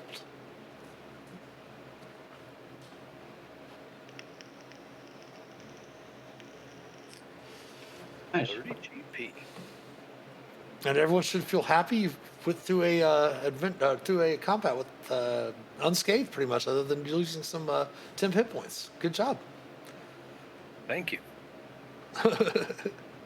Ulmer feels a little unnerved by this. He's like, wow. This is okay. Now we're there's- searching the room. Yeah, you can search through if you want. As I mentioned, there are a couple of kegs of ale that have already been tapped. Ulmer is definitely going to grab the biggest mug he can get and help himself to a large mug of ale. Excellent, excellent. Fighting is thirsty work, he says. Fighting is thirsty work. Everyone give me a perception check. Oh no. Bum, bum, bum. Perception. Nope. I didn't hear it. Hannibal, you do note that you do notice just kind of very discreetly, Shailran has emptied her water skin and is filling it with ale. Nice. I get her attention and I just give her a wink and a smile. The your secret's safe with me smile. There is, of course, a door to the north. Hannibal, you do have the keys. If it's locked or unlocked, it does not matter. You can head through that at your leisure. Listen at the door for a 12. You do not hear anything. Right, I'm going to try to quietly sneak the door open.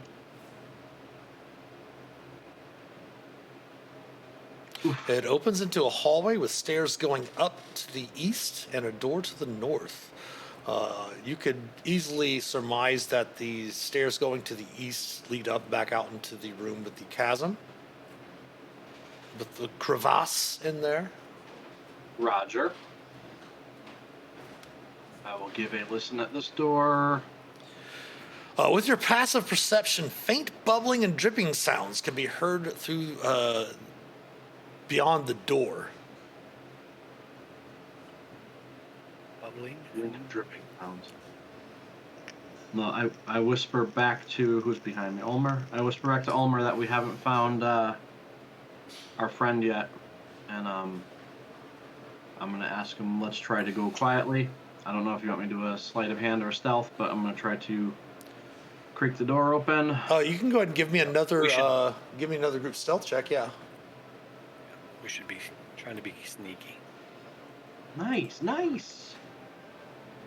Not me, but the rest of you.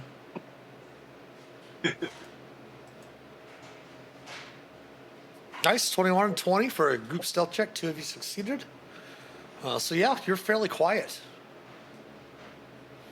Pull back on the door gently as I turn the handle and push it in. Okay.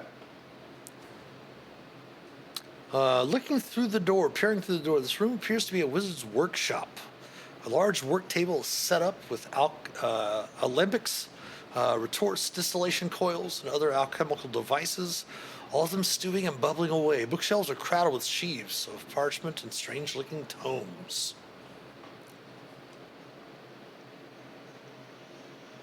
Right, I guess, step in. And point out the door over yonder. Give my standard failed perception check.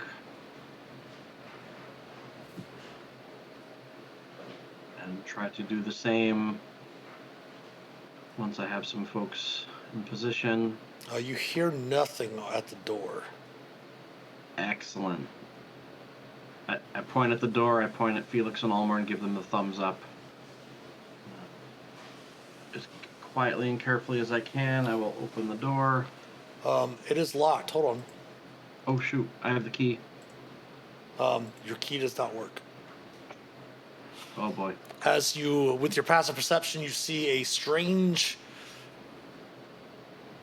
arcane glowing about the door just before you reach your key to it. Alright, I will point at Felix and point at the door and throw my hands as a come here. All right. I'm gonna go over there, inspect the lock. Is that an Arcana check? You can give me an Arcana check. There we go. Definitely some magic's involved with the situation. If you wanted to cast up your detect magic, you could do so. Yeah, we took a long rest. I can do that as we got a long rest, so I can Mhm. as an action. So. Yeah, Oh, do a ritual as an action? Yeah. It The ritual as an action. Yeah, it definitely does seem as if the door just recently. Give me 1 second here.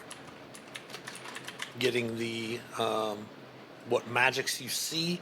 The magics you see definitely are of abjuration magic, and with your Arcana check, you can definitely figure out that something has recently cast arcane lock on that door.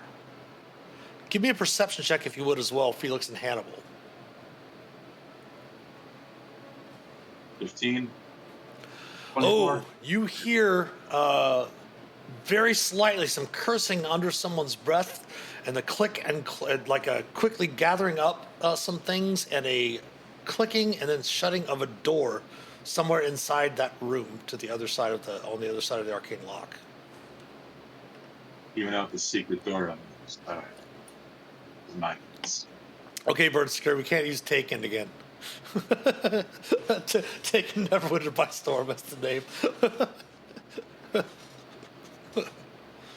For those that don't know, Hannibal played a rogue named Taken in a previous campaign that we ran. I think it was Candlekeep Mysteries, wasn't it?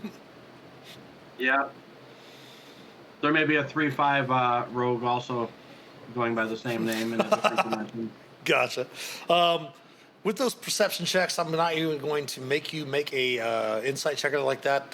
Whoever's on the other side of the door has gathered up the things and is trying to most likely make an escape. Probably out the secret door that. Perhaps, what do you wish to do? truthfully- What do you wish to do? You have just scant moments to decide what you want to do. Sprint back to the crevasse. Yeah, I think that's our best bet. Sprint back to the crevasse. Okay. Hopefully, So let hopefully me. he's going to take a minute to get through. Yeah, let me move everyone over to the area over here, coming out of the crevasse area. Okay.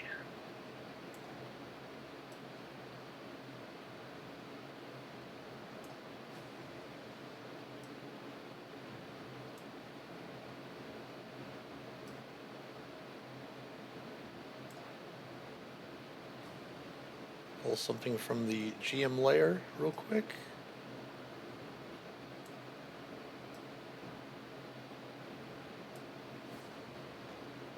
We knew there was a door here, right? We went through it. Yes. Okay. And as you come back into this area where the crevasse was, you do see a figure with things in their arms rushing towards that door. It is initiative.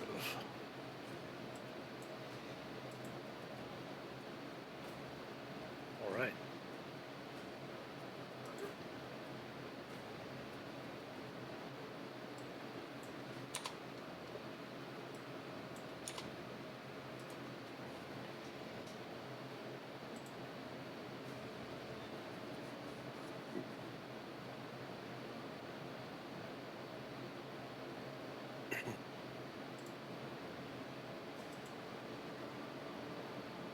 Sorting.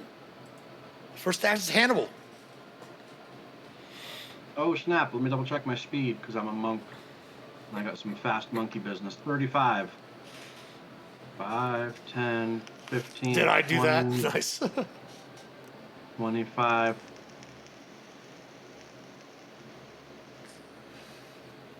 All right, so I'm gonna run up to here. Okay, nice. I'm gonna use my DM inspiration and swing my quarterstaff at him. Give me one moment. Sure thing.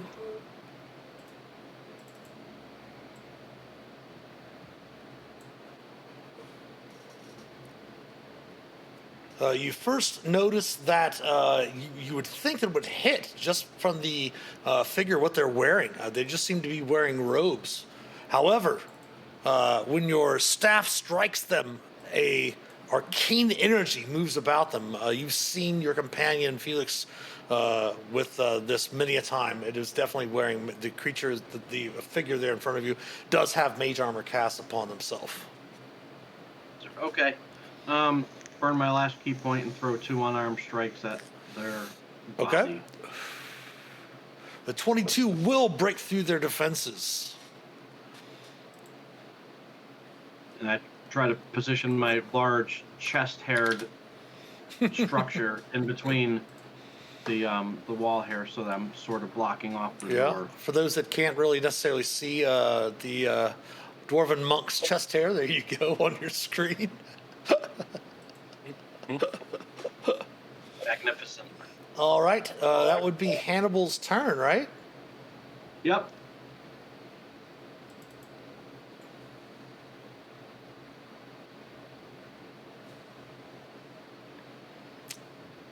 On his turn,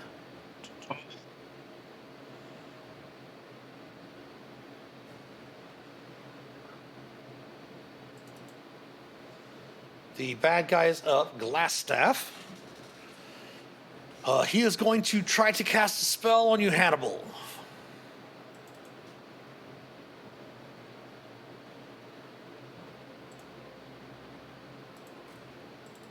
Please give me a wisdom saving throw. The DC is 13. Just double check because there's something against that, right? Resistance against poison and poison damage and other poisons. Damn it. Wisdom, you say? Yes, sir. Oh, should have saved that damn inspiration. Oh, you make it! Good. Awesome. And by the way, over here, you can now see that the secret door is opened over here, by the way. Okay. I blow him a kiss. He is actually going to do this then instead, since this hold person spell didn't work. He is going to step away from you. You may take an attack of opportunity if you wish. Please. That is going to miss. He's going to go ahead and go 5, 10, 15, 20, 25, 30.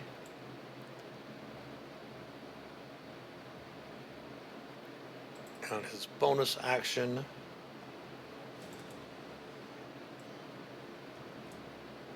All right. That was his turn. Felix, you're up. So, let's see. 5, 10, 15, 20, 25. I think I can just get to here with 30 movement. Oh no, I'm looking at this wrong. 5, 10, 15, 20, 20. No, get here.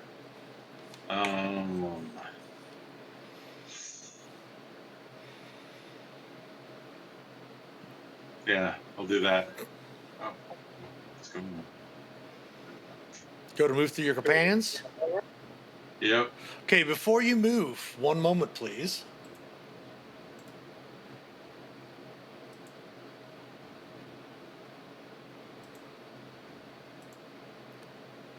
This is at advantage.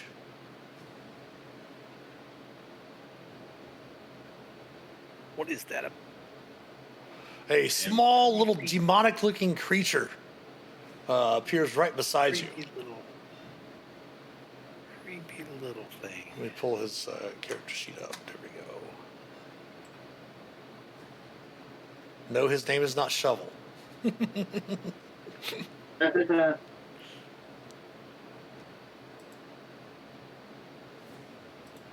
Give you all an idea of what these creatures look like. That for our viewers as well. Creepy little familiar guy. Little fuckers. Yeah. Did he drop that somewhere I can't see? Yes. Is it like... Okay.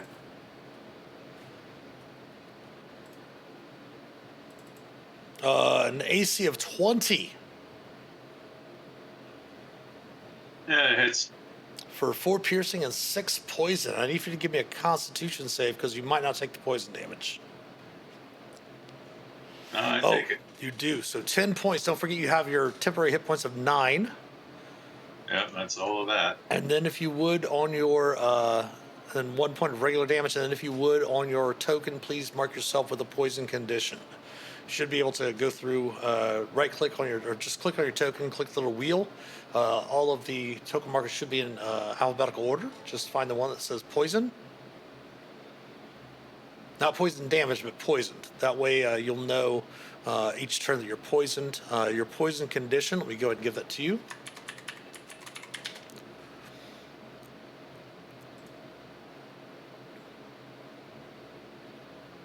Poison creature has disadvantage on attack rolls and ability checks. All right.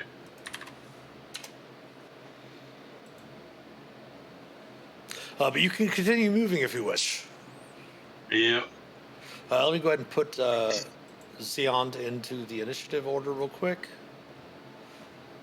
As he had a readied action. Ooh!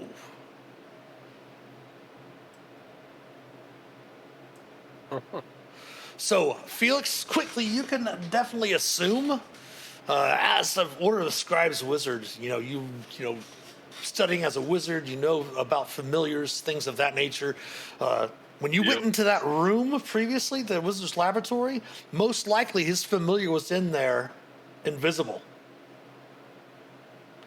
and obviously would have telepathically let them know that your group had come into that room, which can also describe how that arcane lock came upon that door to stop you from coming through. All right. So anything else for Felix? Move up to here, and I can't see anything through that door. You see that there does appear to be a wall and most likely stairs heading down, very similar to the stairs you Okay. headed up over here. All right. I will relay information about All right. stairs, and uh,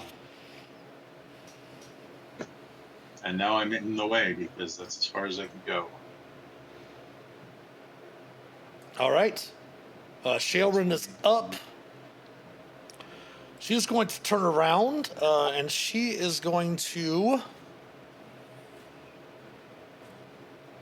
blast the closet with a. Actually, she's going to stand. She's not going to move off the bridge. If you all remember, this is a solid bridge. The one to the south was the one that collapsed. She's just going to go ahead and guiding bolt. Use one of her remaining first level spell slots and guiding bolt the attempt to guiding bolt the closet before it has a chance to return to being invisible again. Its AC is that, and here's her guiding bolt. She will miss. But she is going to step forward over here. And then, Ulmer, you're up. Okay. She does shout quickly before it turns invisible again. Yeah, I'll immediately go ahead and throw a javelin at it. Okay. Tackling recklessly. Nope, never mind. Yep. 7 will miss. Any movement? Okay.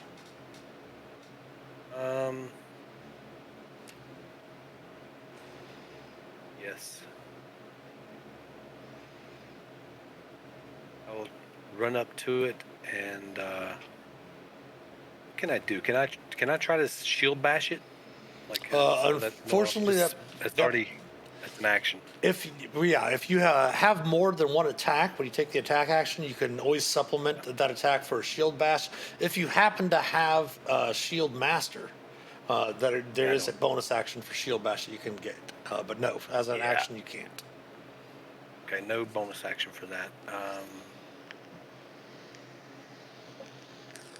And the grapple's an action. Okay, never mind. I'll just stand there. Okay, that is the end of the round. Top of the round, Zeond is up.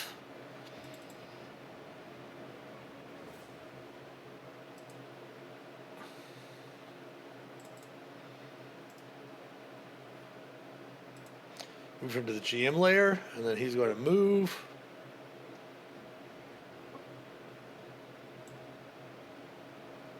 I think that's all he can move. Oh, he can move even more. Okay. There. And that is the end of his turn. Hannibal, you are up. He just walks, right? Pardon? He walks. This action was to cast invisibility. Yeah. Okay, but okay. He doesn't fly Correct. that I know of. Yeah, okay. Yeah, closets will just move, and imps are the ones that fly. Imps are devils, closets are demons. So Hannibal, you are up. All right, I think Hannibal would chase after. So 5, 10, 15, 20, 25. That could be 20 right there because you can move diagonally. It's only 5 feet Okay. diagonal. You All right, mentioned and I've got three. one of You'd mentioned 3-5 earlier, and the 3-5 diagonal movement is 10 feet, but not in 5th edition. And I have one of those light things. I can't move. Okay, gotcha. Give me a second. Yep.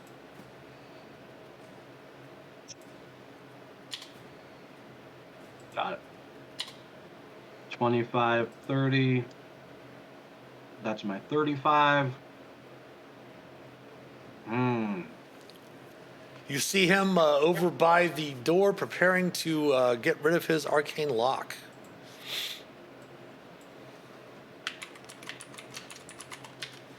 You see this Breath of the Dragon, you can use this feature number to your proficiency bonus. And your proficiency bonus at the moment is just +2, and you've used it twice so far.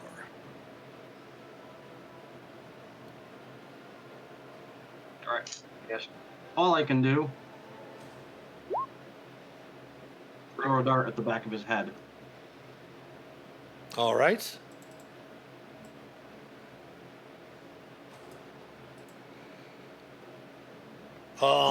He is going to. You see the odd staff that he's carrying, right?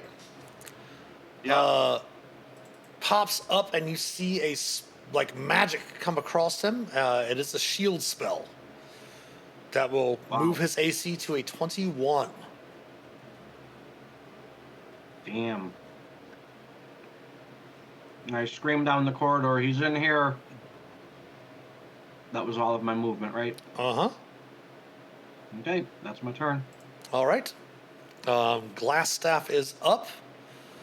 He's going to. You hear him whisper a word, and the door, the arcane lock is suppressed, and he moves through. Did I hear the word? Give me a perception check. Can't get guidance. Unfortunately, no. But the door is open. Yep. For the moment, yes. Then he is going to come through there. Let's see, 5, 10, 15, 20 to there. Let's see, check something here. Ulmer, you do note that he did move behind you because you can barely see it with your vision behind you. Okay. Yeah, I guess I'm probably still facing that direction because that's the way the little creature went. Yeah. And then his bonus action.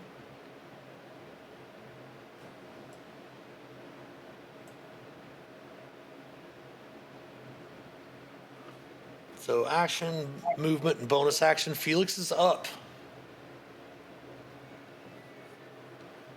We are on a chase.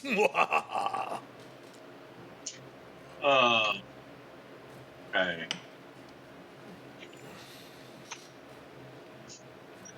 Guess I'm going to chase down the stairs. It's 5, 10, 15, 20, 25, 30.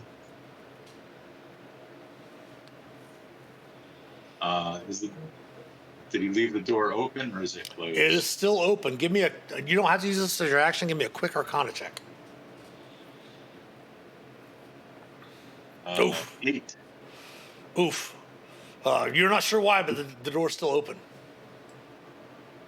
All right. Okay. 5, 10, 15. Oh, it's not. Oh. Oh, yeah, it's 15. open. My apologies. It is open, yes. Okay. 20, 25. Okay, where are you? Hold on, stop on 25. Actually, no, go ahead and move your 30. Yeah. Okay, when you go to move right there, give me 1 second.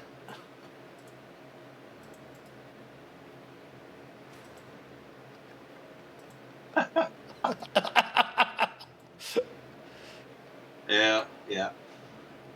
18 for 7 piercing and 7. Go ahead and give me another DC 10 con save. Yeah. Ooh, nice.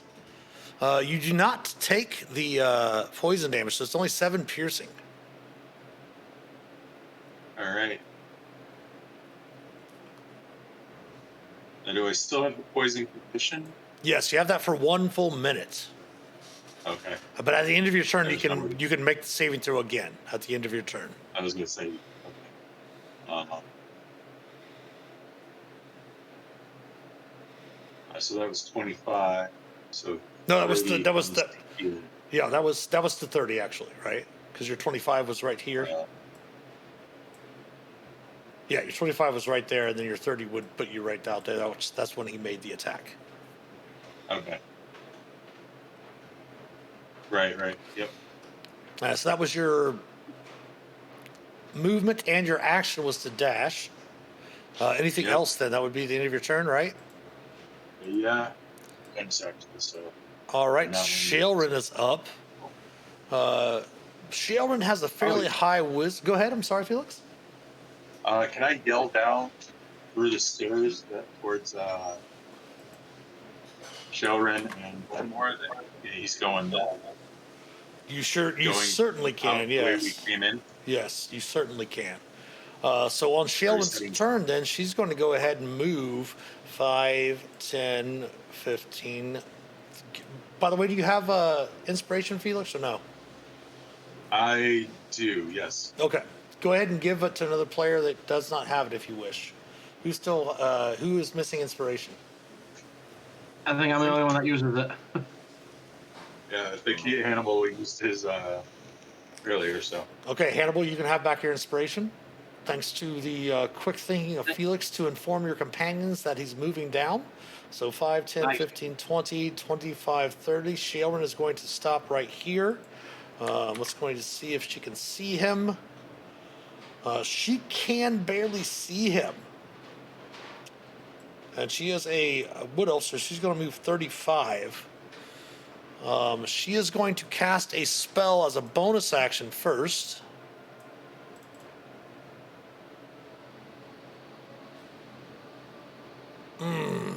She does not have that spell. Well, that's right. You all select your second level spells, so this is on you, not me. She does not have spiritual weapon, by the way. That was that. You guys didn't choose that as her extra ones, but she will actually.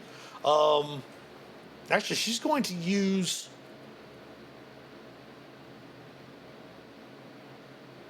Oh goodness.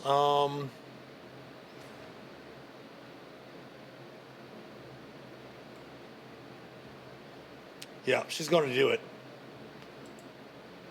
She's going to cast sleep with her. She's going to actually use her last second level spell slot to cast sleep.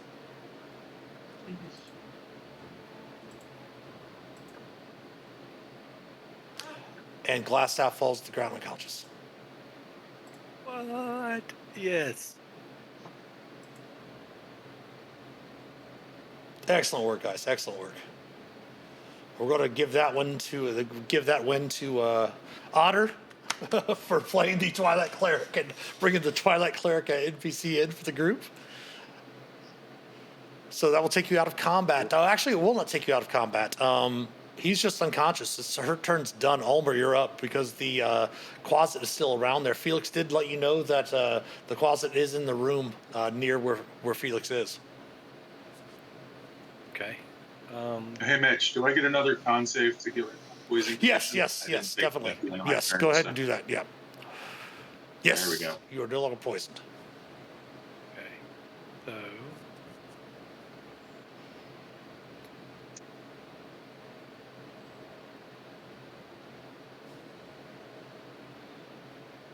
So I'm coming down. I see my buddy Felix. I know that the guy's down here. Shailrin runs off. I see Felix is having some trouble. I come down to see what's going on with him. I say, "Where's the little creature?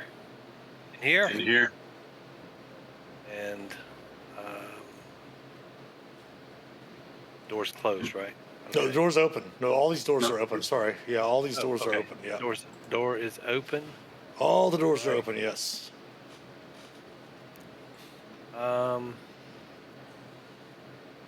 Could I reach around the corner and throw something in the room because I'm out of movement? Now, like, is it little halfling is below me? Can I just kind of like throw something in there? Depends on what you're wanting to throw. A bag of flour, open on the end. Whoa. Ooh, we did have, for those that might not be aware, last session, Ulmor did spend coin at the Alderleaf farm and bought some flour from the farmer. She was happy to oblige. She did spend some coin. I'm going to definitely allow you to throw some flour in there. What I'm going to have you do is give me it's a hit roll using your dexterity or strength, your choice.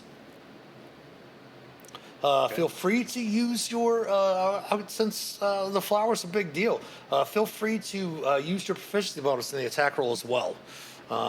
And then we'll see which spot are you aiming for. You should still be able to see that from your, let's see here, Control L. Yes, you should still be able to see, well, I mean, from your explore mode, which part of the room, as you can still see the room kind of where you'd been before. Which area, just ping where you want to throw it from what you can see. Because you could still like hit this square here if you wanted to, because you can see that. Yeah. So he's up here? No. Can I help him out? Unfortunately, no. But you could throw it in this square here, and so we can see if you get a good roll, you'll have a chance to kind of explode that flour all over the place. Might not necessarily hit them, but at the same time, if they go invisible, it'll give you a good chance to be able to see where they're moving because they're walking across that flour. Exactly. That's why I asked earlier if he flies or not. So yeah, I'm gonna go ahead and chuck it in there, trying to, with the bag open, so it just goes everywhere. Yeah. In the air, on the floor, right in that area, and I'll roll with my. Do you want to use your inspiration or no? Definitely want to use my inspiration and All right. my strength, and go for it. Proficiency bonus is 2 plus 2 on that. So. Oh, nice. Okay. So what we're going to do for the flour, we're going to throw out let's grab one of our templates and spells into the templates. We're going to throw out a radius. We're going to throw out a 15-foot radius right here. Actually, no, not 50 foot. That's a little too big.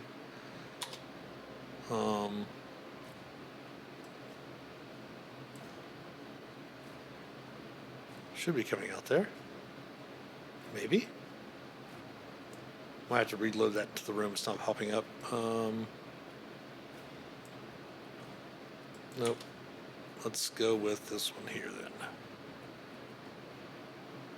Perfect.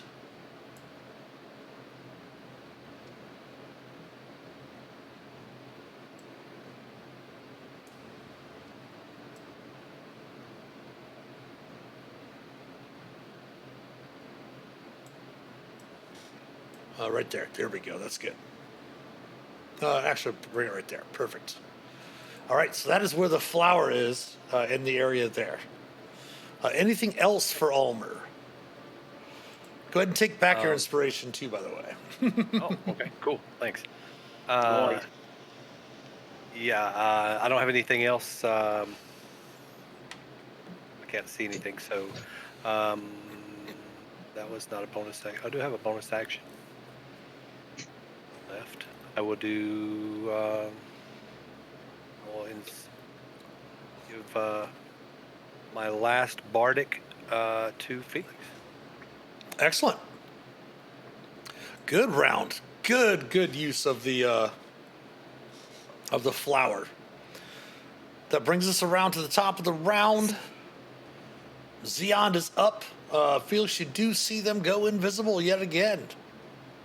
Yeah, figured that was happening. They're going to move. Oops, let's see, 5, 10 to there. He's going to kind of peer and see what he doesn't want to see. 15, 20, 25, 30, 35, 40 over to there. And that will bring us around to Hannibal. All right, did I see any flower action from my vantage point? You did not. You did not. All right, no puff of cloud of white popping in. So 5, 10, 15, 20 into the room. Yell to Felix, what the hell's going on? Where is he? Talking about Glassstaff, because I have no idea what's going on. Mm-hmm. Felix wouldn't really be able to respond, as Felix isn't really aware. The only person that's really aware that Glassstaff is down is Shailrin. She did kind of mention out to Ulmer, so Ulmer also knows, but you really don't have enough time to really communicate that at the moment. Actually, no, Felix. Yeah, Felix can see. Felix can see the Glassstaff is down. So yeah, Felix, you can respond if you want to. Yeah, sure. I can tell him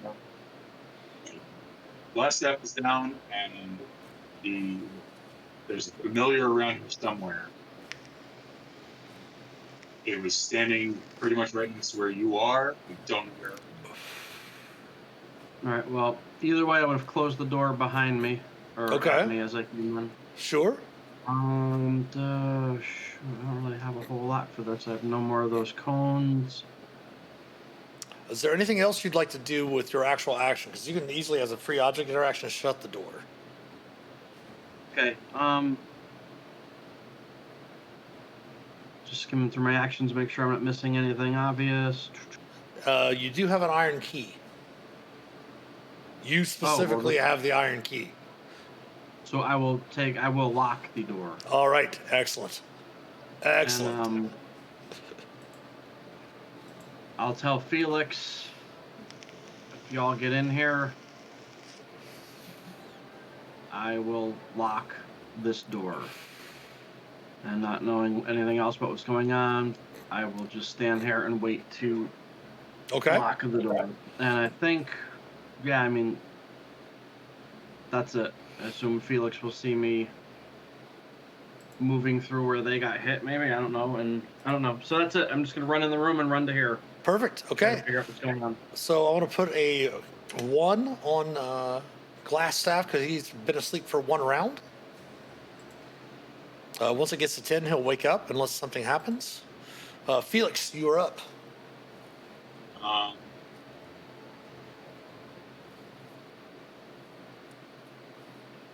Into the room.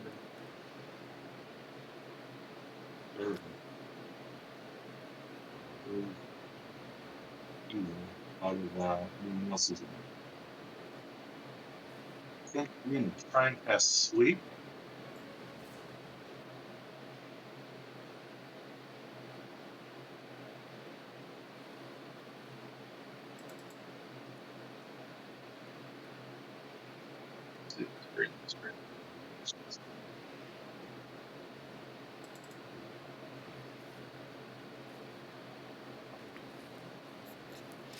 So you move in and you step into that area there, right? So hold tight. Yeah, hold tight before you cast your spell. We're going to move this over here for now. We'll just see what happens with this real quick. Let me pull him off the GM layer.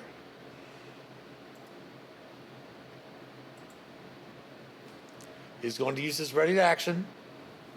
Actually, never mind. You have not moved out. Go ahead and cast your sleep spell. You got to make sure that it stays somewhere in the room. Yeah. Oh, the centering of centered. It. Yes. Oh. Come on. Is it having problems moving it here? I'll move it for you. Yeah, it's not moving for me. That is the spot you can get it in. All right. Now I'm going to remove the flower. Hold on, let me remove the flower first. We got to move that around. We got too many things here going on real quick. Move that over there just to see who's actually going to be affected by it. It's going to sleep yourself too. That's fine with me. Okay. Once.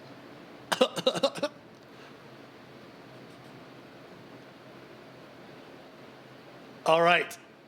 18. He has 7 hit points. You have 17 hit points. So you have 12 hit points. That is a full. 12 hit points. That is 19 exact hit points but you do see the creature fall to the ground as it becomes visible in front of you. Hannibal and Felix drops down asleep as well. I The don't think exact that's concentration. correct, with the exact number of hit points to put you Wow. both to sleep, but it will take you out of combat. Shailrin on her turn will step down and start using rope and manacles because she does have manacles. Put the manacles on Glassstaff and pull any arcane foci and any spell components off of him. While you all obviously can get rid of the familiar, it's a familiar. It's not an actual creature.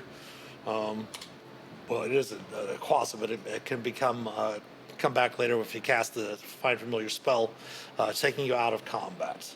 So before we deal with the aftermath of that, it is a little after the top of the hour, so let's go ahead and take our last and final break, just about 5 minutes or so. It's about 21 after, so we'll have everyone come back, our players come back at 26 after the hour, and we'll deal with Glassstaff. How's that sound? Sound okay for everyone? Excellent. Yep. All right, we'll be back here at 26 after the hour. Please stick around.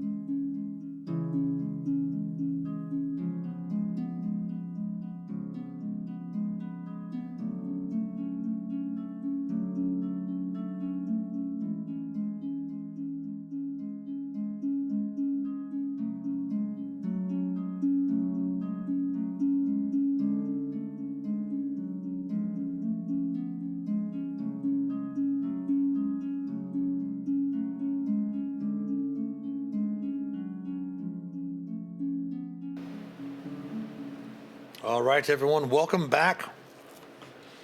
Quick short break there. Our companions have, with the key use of a couple of sleep spells, were able to finish off the familiar Zeond of Glass Staff.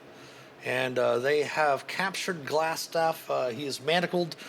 His spell book obviously is not on his person at the moment, but it might be in his quarters, which you definitely could consider this room that you went through, his quarters and such like that. There's some exploration in there still yet to do, but you do have Glassstaff indeed manacled. You're able to rouse him after the sleep spell from Shaelrun wears off. Felix is able to be roused from his own sleep spell that he was able to use. That's what happened, guys. Which put the closet at 7 hit points and Felix at 12 hit points, both of them with his 19 points of sleep, unconscious, and they were able to dispatch the closet as well. So Glassstaff is roused in front of you, and of course Manacle says, my good fellows, what can I do for you?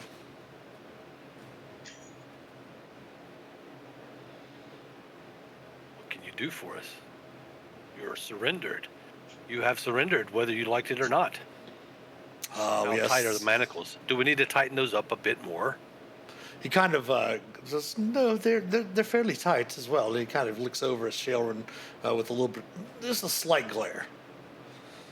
So I wish you, as honored guests, of course, I could give you some sort of better entertainment for the occasion of your visit, but this unpleasant business. What do we have to do to get out of this? What do we have to do? Well, Just we have to turning pick you up local and take you to town and put you in a jail. Oh, I see. That's what we have to do. For what purpose? You are the Red Brand leader. My friend. It's, I might be seen to be in some sort of charge of some sort of a position of power here, but as anyone skilled with magic, and he looks directly at Felix and says, or with politics, knows that I'm not the one in charge.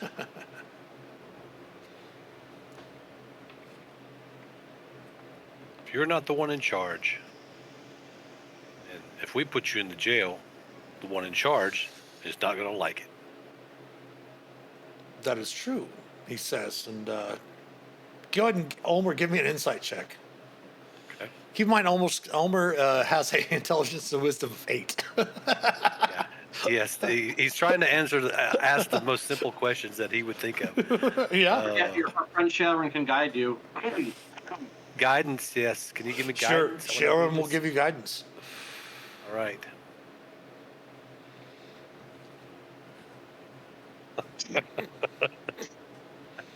Okay. But the maximum before on your guidance of 7 is not enough. Yes. You're just looking at this guy, really not necessarily understanding what he's talking about. But Felix and Hannibal, feel free to give me guidance as well. Yeah. Wilmore just kind of sits back and glares at him.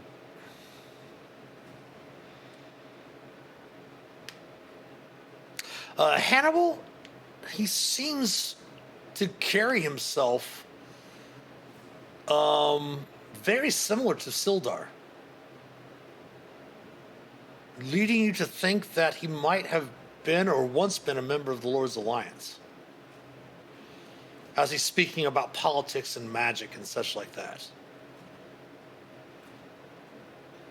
All right, I will growl at him and ask him who he works for. What do you mean? He kind of smiles. My good fellow.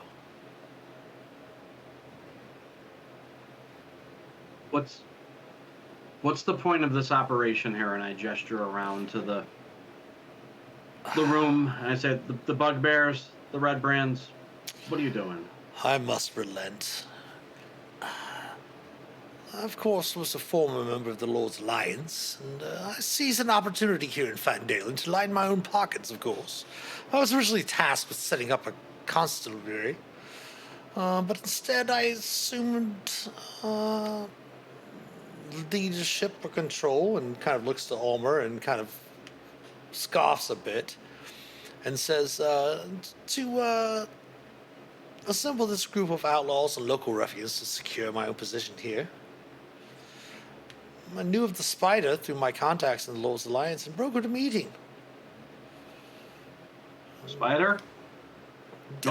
Yes, that is the true villain you seek. Not me, of course. My good fellows. Why would we want the spider? I don't know. Why would you want the spider? And he kind of smiles and chuckles a bit. There's that name again, the Spider.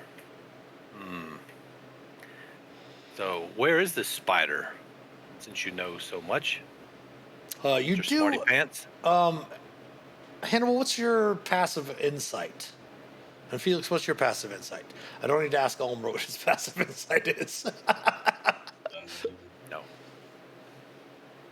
I have a +3 wisdom. Are you skilled with insight? I am. Okay, so that's a +5. So you'd have a passive insight of 15. Very similar to Shailrin. She kind of. What's your passive Mine's a insight? 10. 10. Shailrin, you and Hannibal, Hannibal and Shailrin both definitely can tell that Glassstaff does seem to be a little nervous when talking, but you can see that he's being very cordial, if not a bit.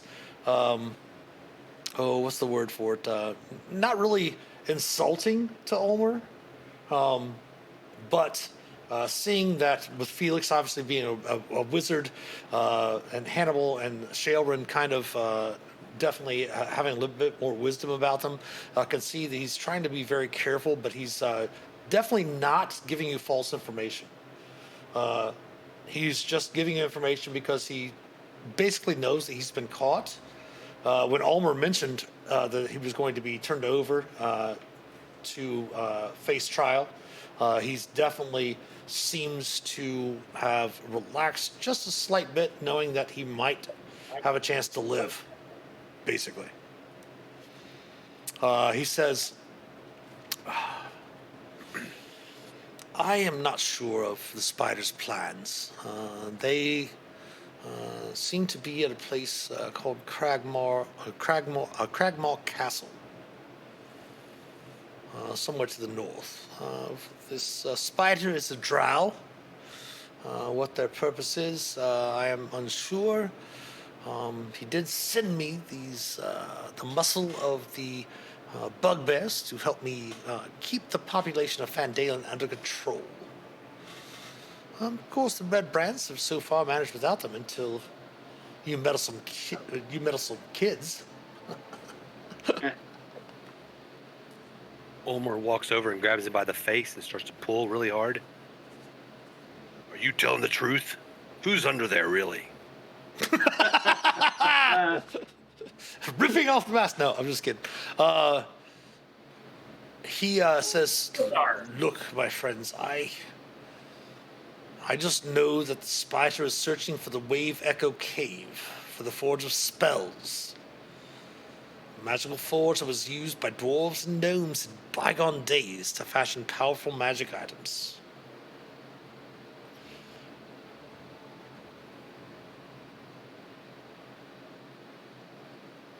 Cave with spells? You all do remember that the Wave Echo Cave was something that your companions, Gundren, Rockbreaker, was looking for. And that's why he and his brothers were in this area. Mm-hmm. Yes. We ask about Gundren. I'll ask, where's Gundren? I can only assume that he's in the castle. Have you been to the castle? I have not. Why should we not open your belly right here and just leave you with the rest of the bodies? That is a bit of an unpleasant business, is it not? And he kind I of don't looks. think we. He looks over, and you can see him kind of looking at Shailrin, and you can see kind of a look of uncomfort, being very uncomfortable on her face. And he says, "Ah, "You aren't the villainous sort. That would be flat out murder." Have you heard of us? I've heard of your dealings in and around town. Yes. What do they call us when they refer to us? The enemy, meddlesome children, walking Children? around in the dark, stumbling upon things. But of course, to That me, almost- my good fellows, you are honored guests. Might I cook you some tea or something like that? Boil some tea as he looks around the alchemist stuff all around. Olmor kind of goes off of what he was talking about disemboweling him. He says, "Well, some of us may be of that sort." And he, kind of puffs out his chest, and he attempts to deceive him by pulling out his dagger and acting like he's going to do something. Do you want to give me a deception or intimidation? You can do it, but I'll do deception. okay. It is at disadvantage, please, though. Okay, sure. Yeah, With the natural trying. the natural one from Hannibal on the intimidation, and the natural one from Ulmer on the deception at disadvantage. He kind of looks you square in the eyes, and even obviously Ulmer with intelligence and wisdom of 8 each, you can definitely tell that he's being truthful, almost as if he's looking into your soul. He says, "Come now, my friend.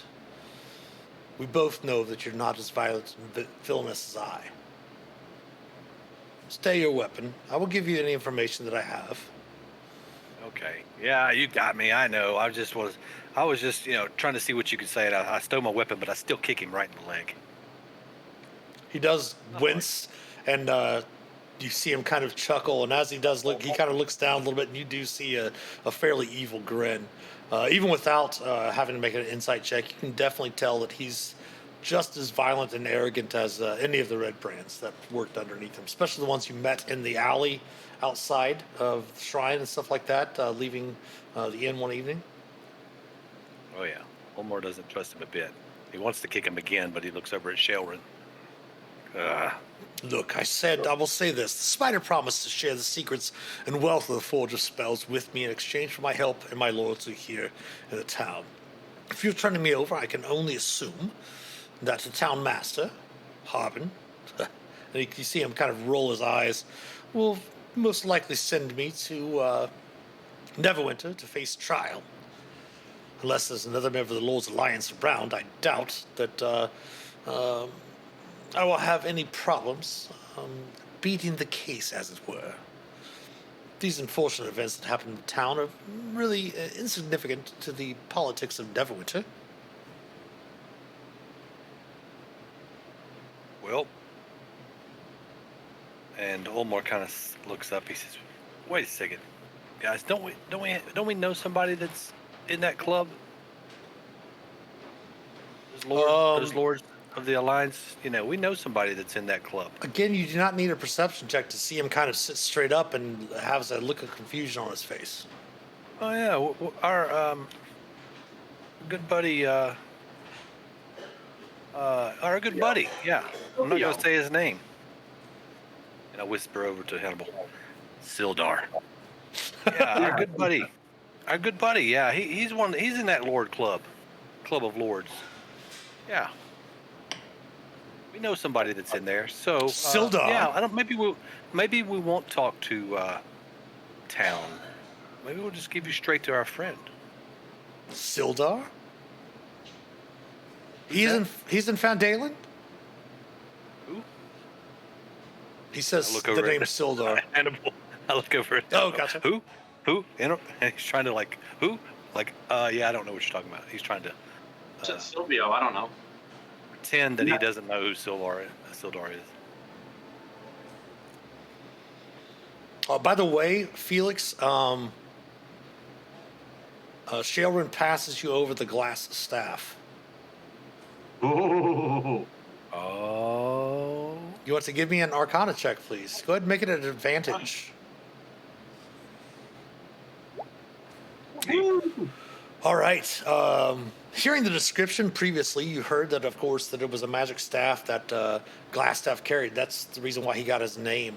So from the Arcana check, as you grasp the staff, you kind of look it over, and indeed, in your studies, your previous studies, you definitely can see what this item is.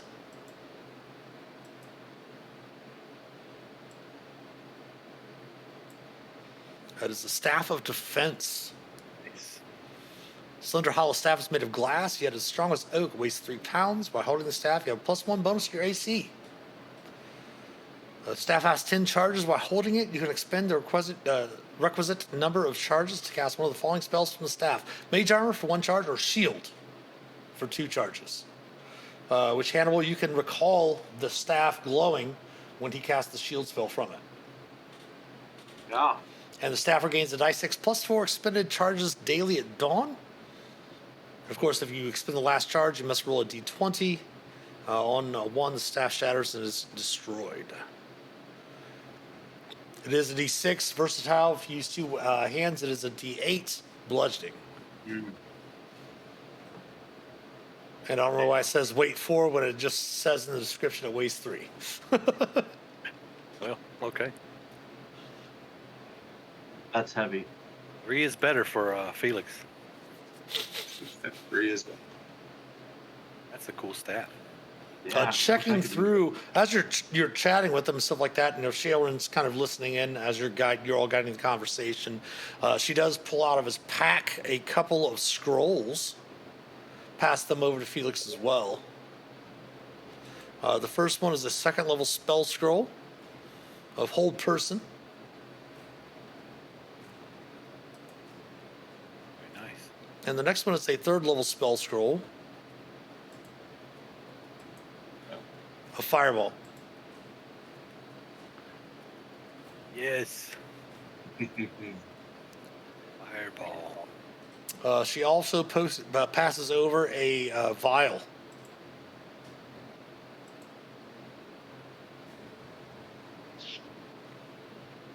Probably should have drank this early. Which is another potion of invisibility.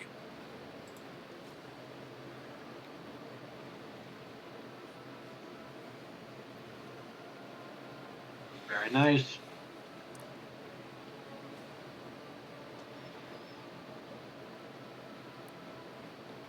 He had all kinds of goodies, this little wizard.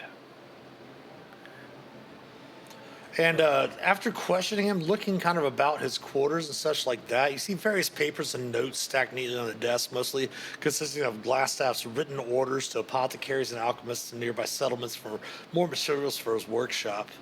But you also find a rolled up letter sealed with a wax symbol in the shape of a spider. Mm. And it reads thusly: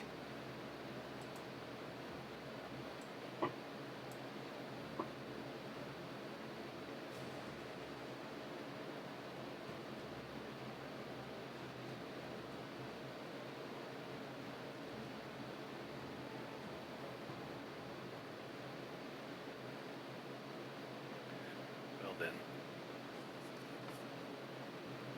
Oh, yes. Arno, you're such a nice fellow. We should probably just let you go. He perks up with that. Go ahead and everyone give me an investigation check too for looking around the laboratory here as well. Felix, you'll get advantage at this, by the way, being a mage All or right. wizard. Roll high. Nice. Yeah. 14 is great. We're still tier 1. As you're looking amongst the books, you notice one. What languages do you speak, Felix? Common, halfling,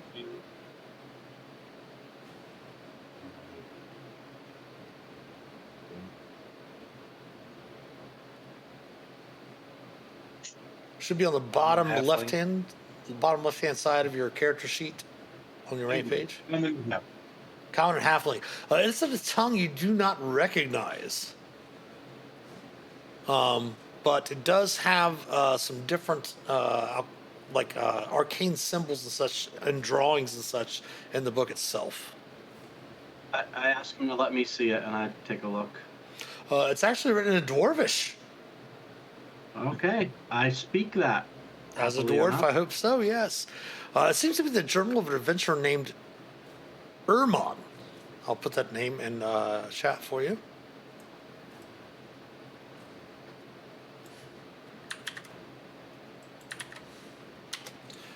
Describes the history of the lost mine of Fandelver and the Forge of Spells. Let me get this real quick.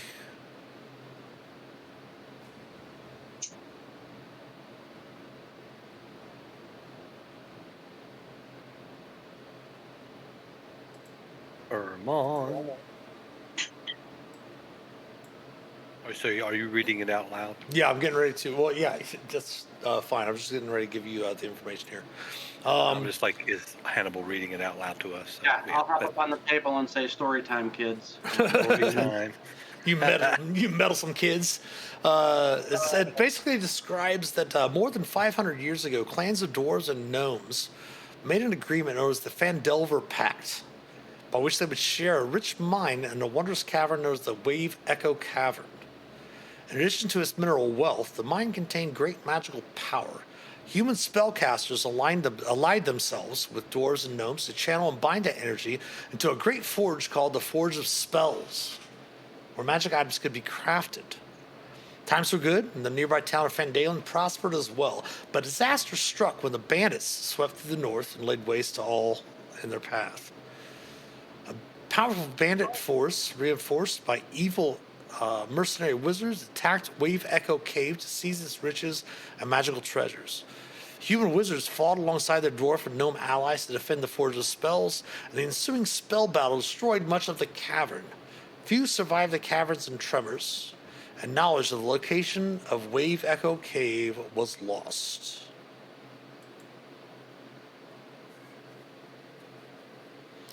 In addition, Ermon records that a magical mace named Lightbringer was commissioned by priests of Lathander, the god of dawn, from the mages working within the gnomes and dwarves of the Fandelver Pact. The mace seems to have been lost when Wave Echo Cave and its mine vanished from history. I'd like to get that to Shailren. Real. Yeah, Lightbringer. That sounds like quite the story. Good job, Hannibal. Thanks for telling me that story. Felix, would you like to take another nap? There's milk and cookies upstairs in the kitchen. Kitchen? Oh, okay. Um, I've got some flour. And of course, Try and make more. from that note, from that letter that was rolled up, you can definitely ascertain that Iarno Albrecht is Glassstaff.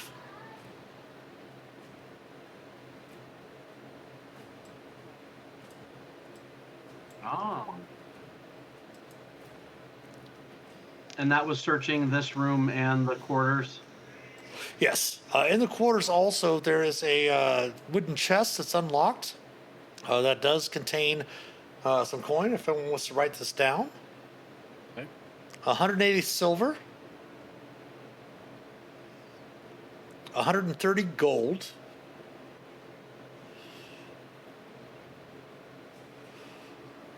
Five gems worth 10 gold each, so 50 gold from that.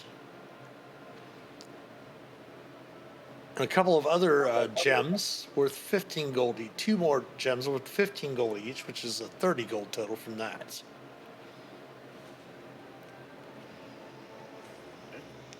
Beautiful. Nice. Go back to town and get some sandwiches. Oh, that you can do if you wish. So we feel like we've hit all of the known rooms. Seems like it. Yes, the map should be completely open to you now. Yeah. Yeah, it looks like it. I think we have. Mm-hmm. Anybody happen to see a spell book? He does happen it's to have a upstairs. spell book as well. Yes. Actually, Oh, Good call. Sure, Forgot sure. about that. The spell book contains three spells. I mean, he's got his cantrips, Light and Mage Hand, which aren't in 5th edition as it stands in the spell book. But there is Charm Person, Magic Missile, and Hold Person in the spell book. Felix has some reading to do. Writing. Need money. Charm person, hold person, And Magic Missile. magic missile. Which Hold Person obviously being 2nd level. yeah.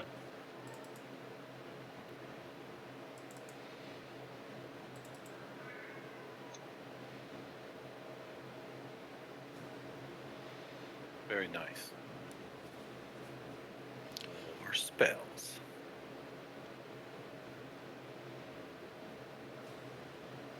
We got spelling and reading rainbow. We are ready to go. So we're gonna walk Glass Staff back to town, or we're just gonna tie him to a table here and leave him. I say we bring him back. Someone we got to turn. Well, you do recall that May have a reward. yeah, there was rewards. Yeah. For that as well. Sildar did mention, of course, so did I believe. Let me see here. Was the Yeah, Halia, the person that ran the Fandelver's Minor Exchange, offered you 100 gold pieces to capture Glassstaff and bring her any correspondence that were found in his quarters. Oh, yes. I tell Omar to stop making a paper airplane out of the letter we found. Oh, yes. Yes. And then, of course, Sildar has mentioned for you to find his friend, Iarno Albrecht, Little does he know. and was going to reward you with 200 gold for eliminating the Red Brand threat. So that's add 300 gold to your treasure as well. is that 300 total? Or 300? 300 total.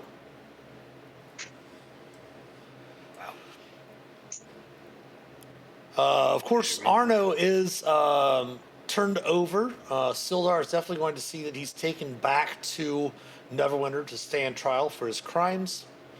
In addition, when you mentioned something about the Cragmaw Castle, he does say, well, here's the thing, too. Of course, the Red Brands, with this threat being eliminated to the town itself from within here with the Red Brand Ruffians, it would still be wise to keep pressure on the Cragmaw Goblins. If the spiders indeed at this Cragmaw Castle, I would offer you a reward of 500 gold if you could locate this castle and defeat or drive off the band's leader.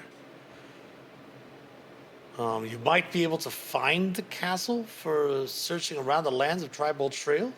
If indeed this Droop goblin you mentioned says something about it lying to the north, that'd be wise. But if you have any contacts that might have a bit more knowledge about the surrounding area, it might be wise to check with them first to see if they have any knowledge of where this Cragmaw Castle might lie.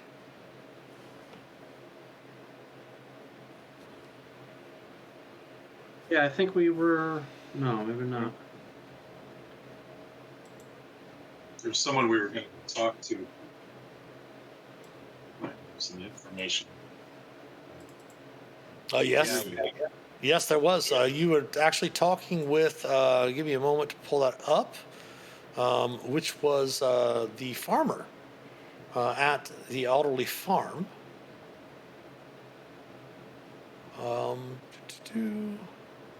Yeah, told us.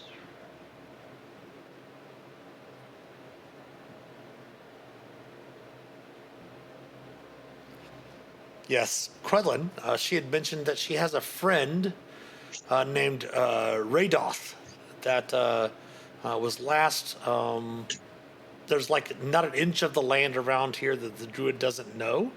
Oh, and She had, Thunder Tree. Yeah. yes, she had recently set out for the ruins of a town called Thunder Tree, just west of the Neverwinter Woods, about 50 miles northwest of Fandalen.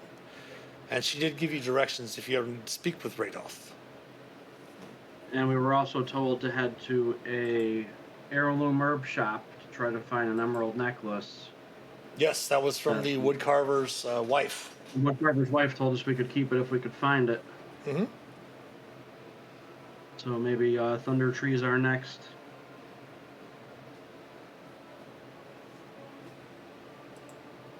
Next stopping point?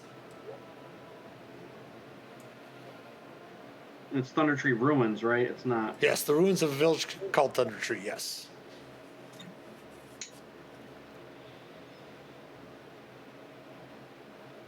We try to find a necklace at herb shop.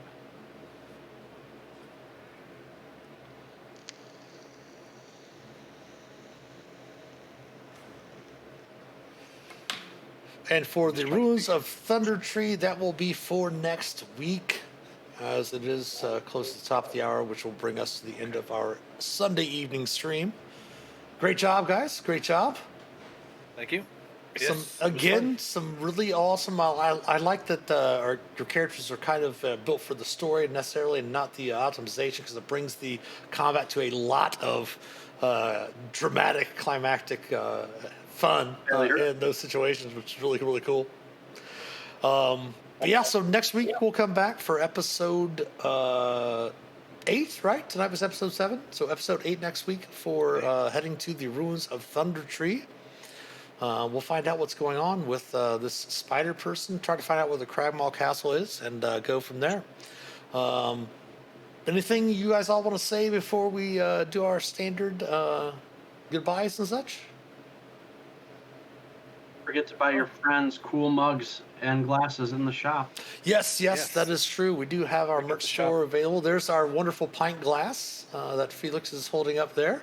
We are probably going to have a little bit of a discount starting next Monday, maybe next Sunday. After we'll probably make it go live after next Sunday's stream. That way, if there's any last minute gifts you want to pick up for Christmas, hopefully they'll get there in time for Christmas. How long did it take you to get your glass, Felix? It was about a week, I think. Okay, so then maybe what we'll do is maybe by midweek, or we're still got everything going on with the virtual D&D weekend, so hopefully we'll have some time to go through and adjust some of the prices for a little while if anyone wants to pick anything up from the merch store as well. We will be. Gifts too. Pardon? Go ahead. Make good New Year's gifts too. You kind of cut out there at the end there. What? Make good New Year's Oh, gifts. yes, also. that's true. That is true. Makes good New Year's gifts as well. All right, well, we're going to go ahead and sign off for tonight. We'll be back tomorrow for our Around the Campfire stream from 7 p.m. to midnight Eastern Time. We'll be back on Tuesday with our Dungeons and Deliberations, Wednesday for our Tavern Talks with the Shifty Board. We'll have Dungeon Delving on Thursday, but we'll be off Friday because of virtual D&D weekend. And of course, we will be back next Sunday evening for our next episode of Fandelver and Below the Shattered Obelisk. Of course, thanks to all of our supporters, especially from our patrons from Patreon. Thank you also, Burn Secure and the others, for the resubs tonight. We definitely appreciate that as well. If you'd like to help support the channel, please consider becoming a patron or subbing here on Twitch, twitch.tv/The Master of Dungeons. Of course, we do love your Prime subs. If you have Amazon Prime, feel free to connect that to your Twitch account where you get one free sub every month. We do have a sub reminder and such right up on our screen while you're streaming on Twitch, just onto the right-hand side that will remind you when your subs are up. Of course, the link to our Patreon page as well as our YouTube account channel and all of our social media accounts can be found in the About Us section below here on Twitch. If you would go over to YouTube, subscribe to us on YouTube. It is free. Like, comment, share the videos. That will definitely help us get in the algorithm. Follow us on Facebook, Instagram, Twitter. Give us some likes, retweets, all of that good stuff. Every sub, like, and share helps us immensely. If you're not a member, you can also support us by clicking on the About Us section below and click on the Discord panel and join the Master of Dungeons community Discord server, where you can help shape an accepting, caring, and inclusive D&D community. As mentioned, the aforementioned merch store is available. Definitely check that out. We have some awesome t-shirts. We're going to be adding some here soon after the new year as well. We have a hoodie, the glassware, the wonderful pint glass, some coffee mugs, and some baseball caps as well. Also, if you have a chance to, please head over to, we're planning to start simulcasting sometime after the new year.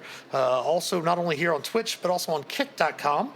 If you go over there and give us a like over on Kick, it'd be kick.com/Master of Dungeons. There's no the there, so it's kick.com/Master of Dungeons.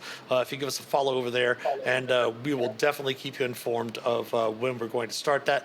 We'll probably start off with doing a couple streams outside of our regular Twitch schedule on there, just to figure everything out over there. It's pretty much going to be very similar, but we're going to work out the kinks for the simulcasting as well.